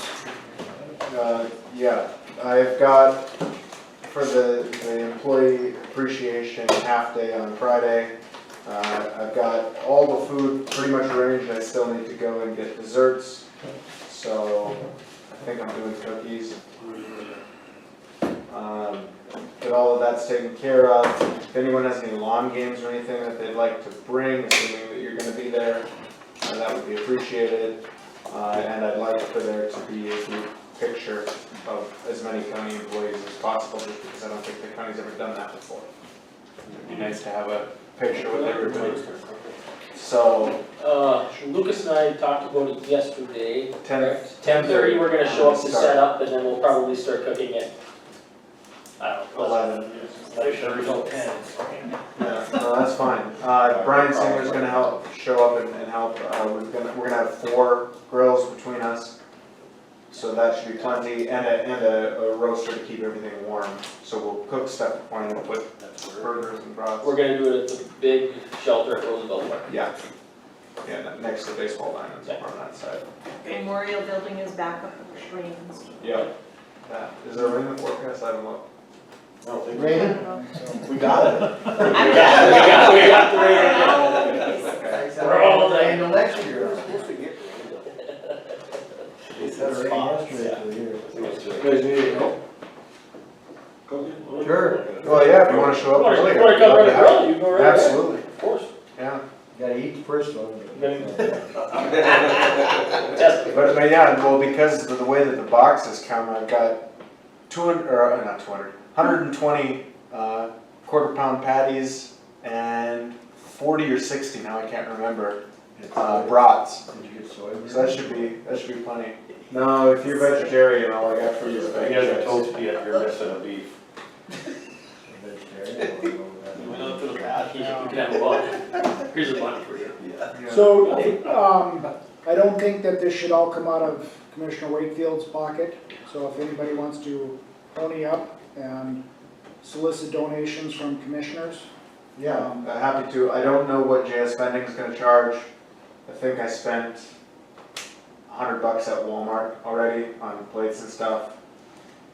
If I remember right, the boxes of burgers were like $80 a piece. Got 2 of them, and brats probably another 4. I mean, it's with whatever Adam's about to spend, probably $100 a commissioner would be fine.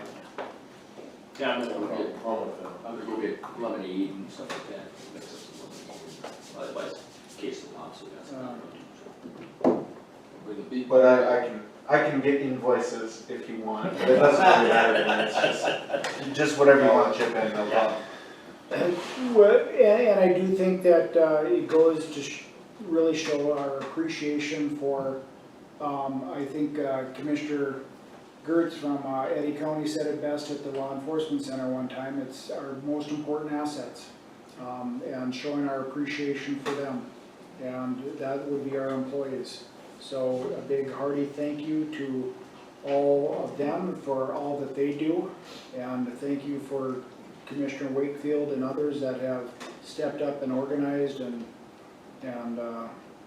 taken the lead on this. We appreciate that. Job, Cook. Yeah. I'm looking forward to it, I like Brown Burgers. Yeah. I was in the Georgetown University Grilling Society. I'm serious. Fantastic. So, I got one announcement too. It's easy. Day of salad or something? I wish. I know we got the picnic going on at the same time. 1:30 on Friday, Carrie Godness is getting invested as a judge. She's a prior state's attorney. I know you all can't be there, but send her a good thought or a letter, congratulations. It's definitely deserved and earned, so. Do you have her new email? I can get it for you. I will contact her. Where's her station gonna be on? Pembina? Her main courtroom is out of Langdon. Lincoln, okay. But she does Langdon and Pembina. Okay. And then covers to Grafton if she needs to. So It's about a third as busy as just Sutter County. She'll do well. So, We're doing well. Anyway. I don't know. So thanks for letting us know, and congratulations, Carrie, that's great. yep, congratulations to Carrie. Anything else for the good of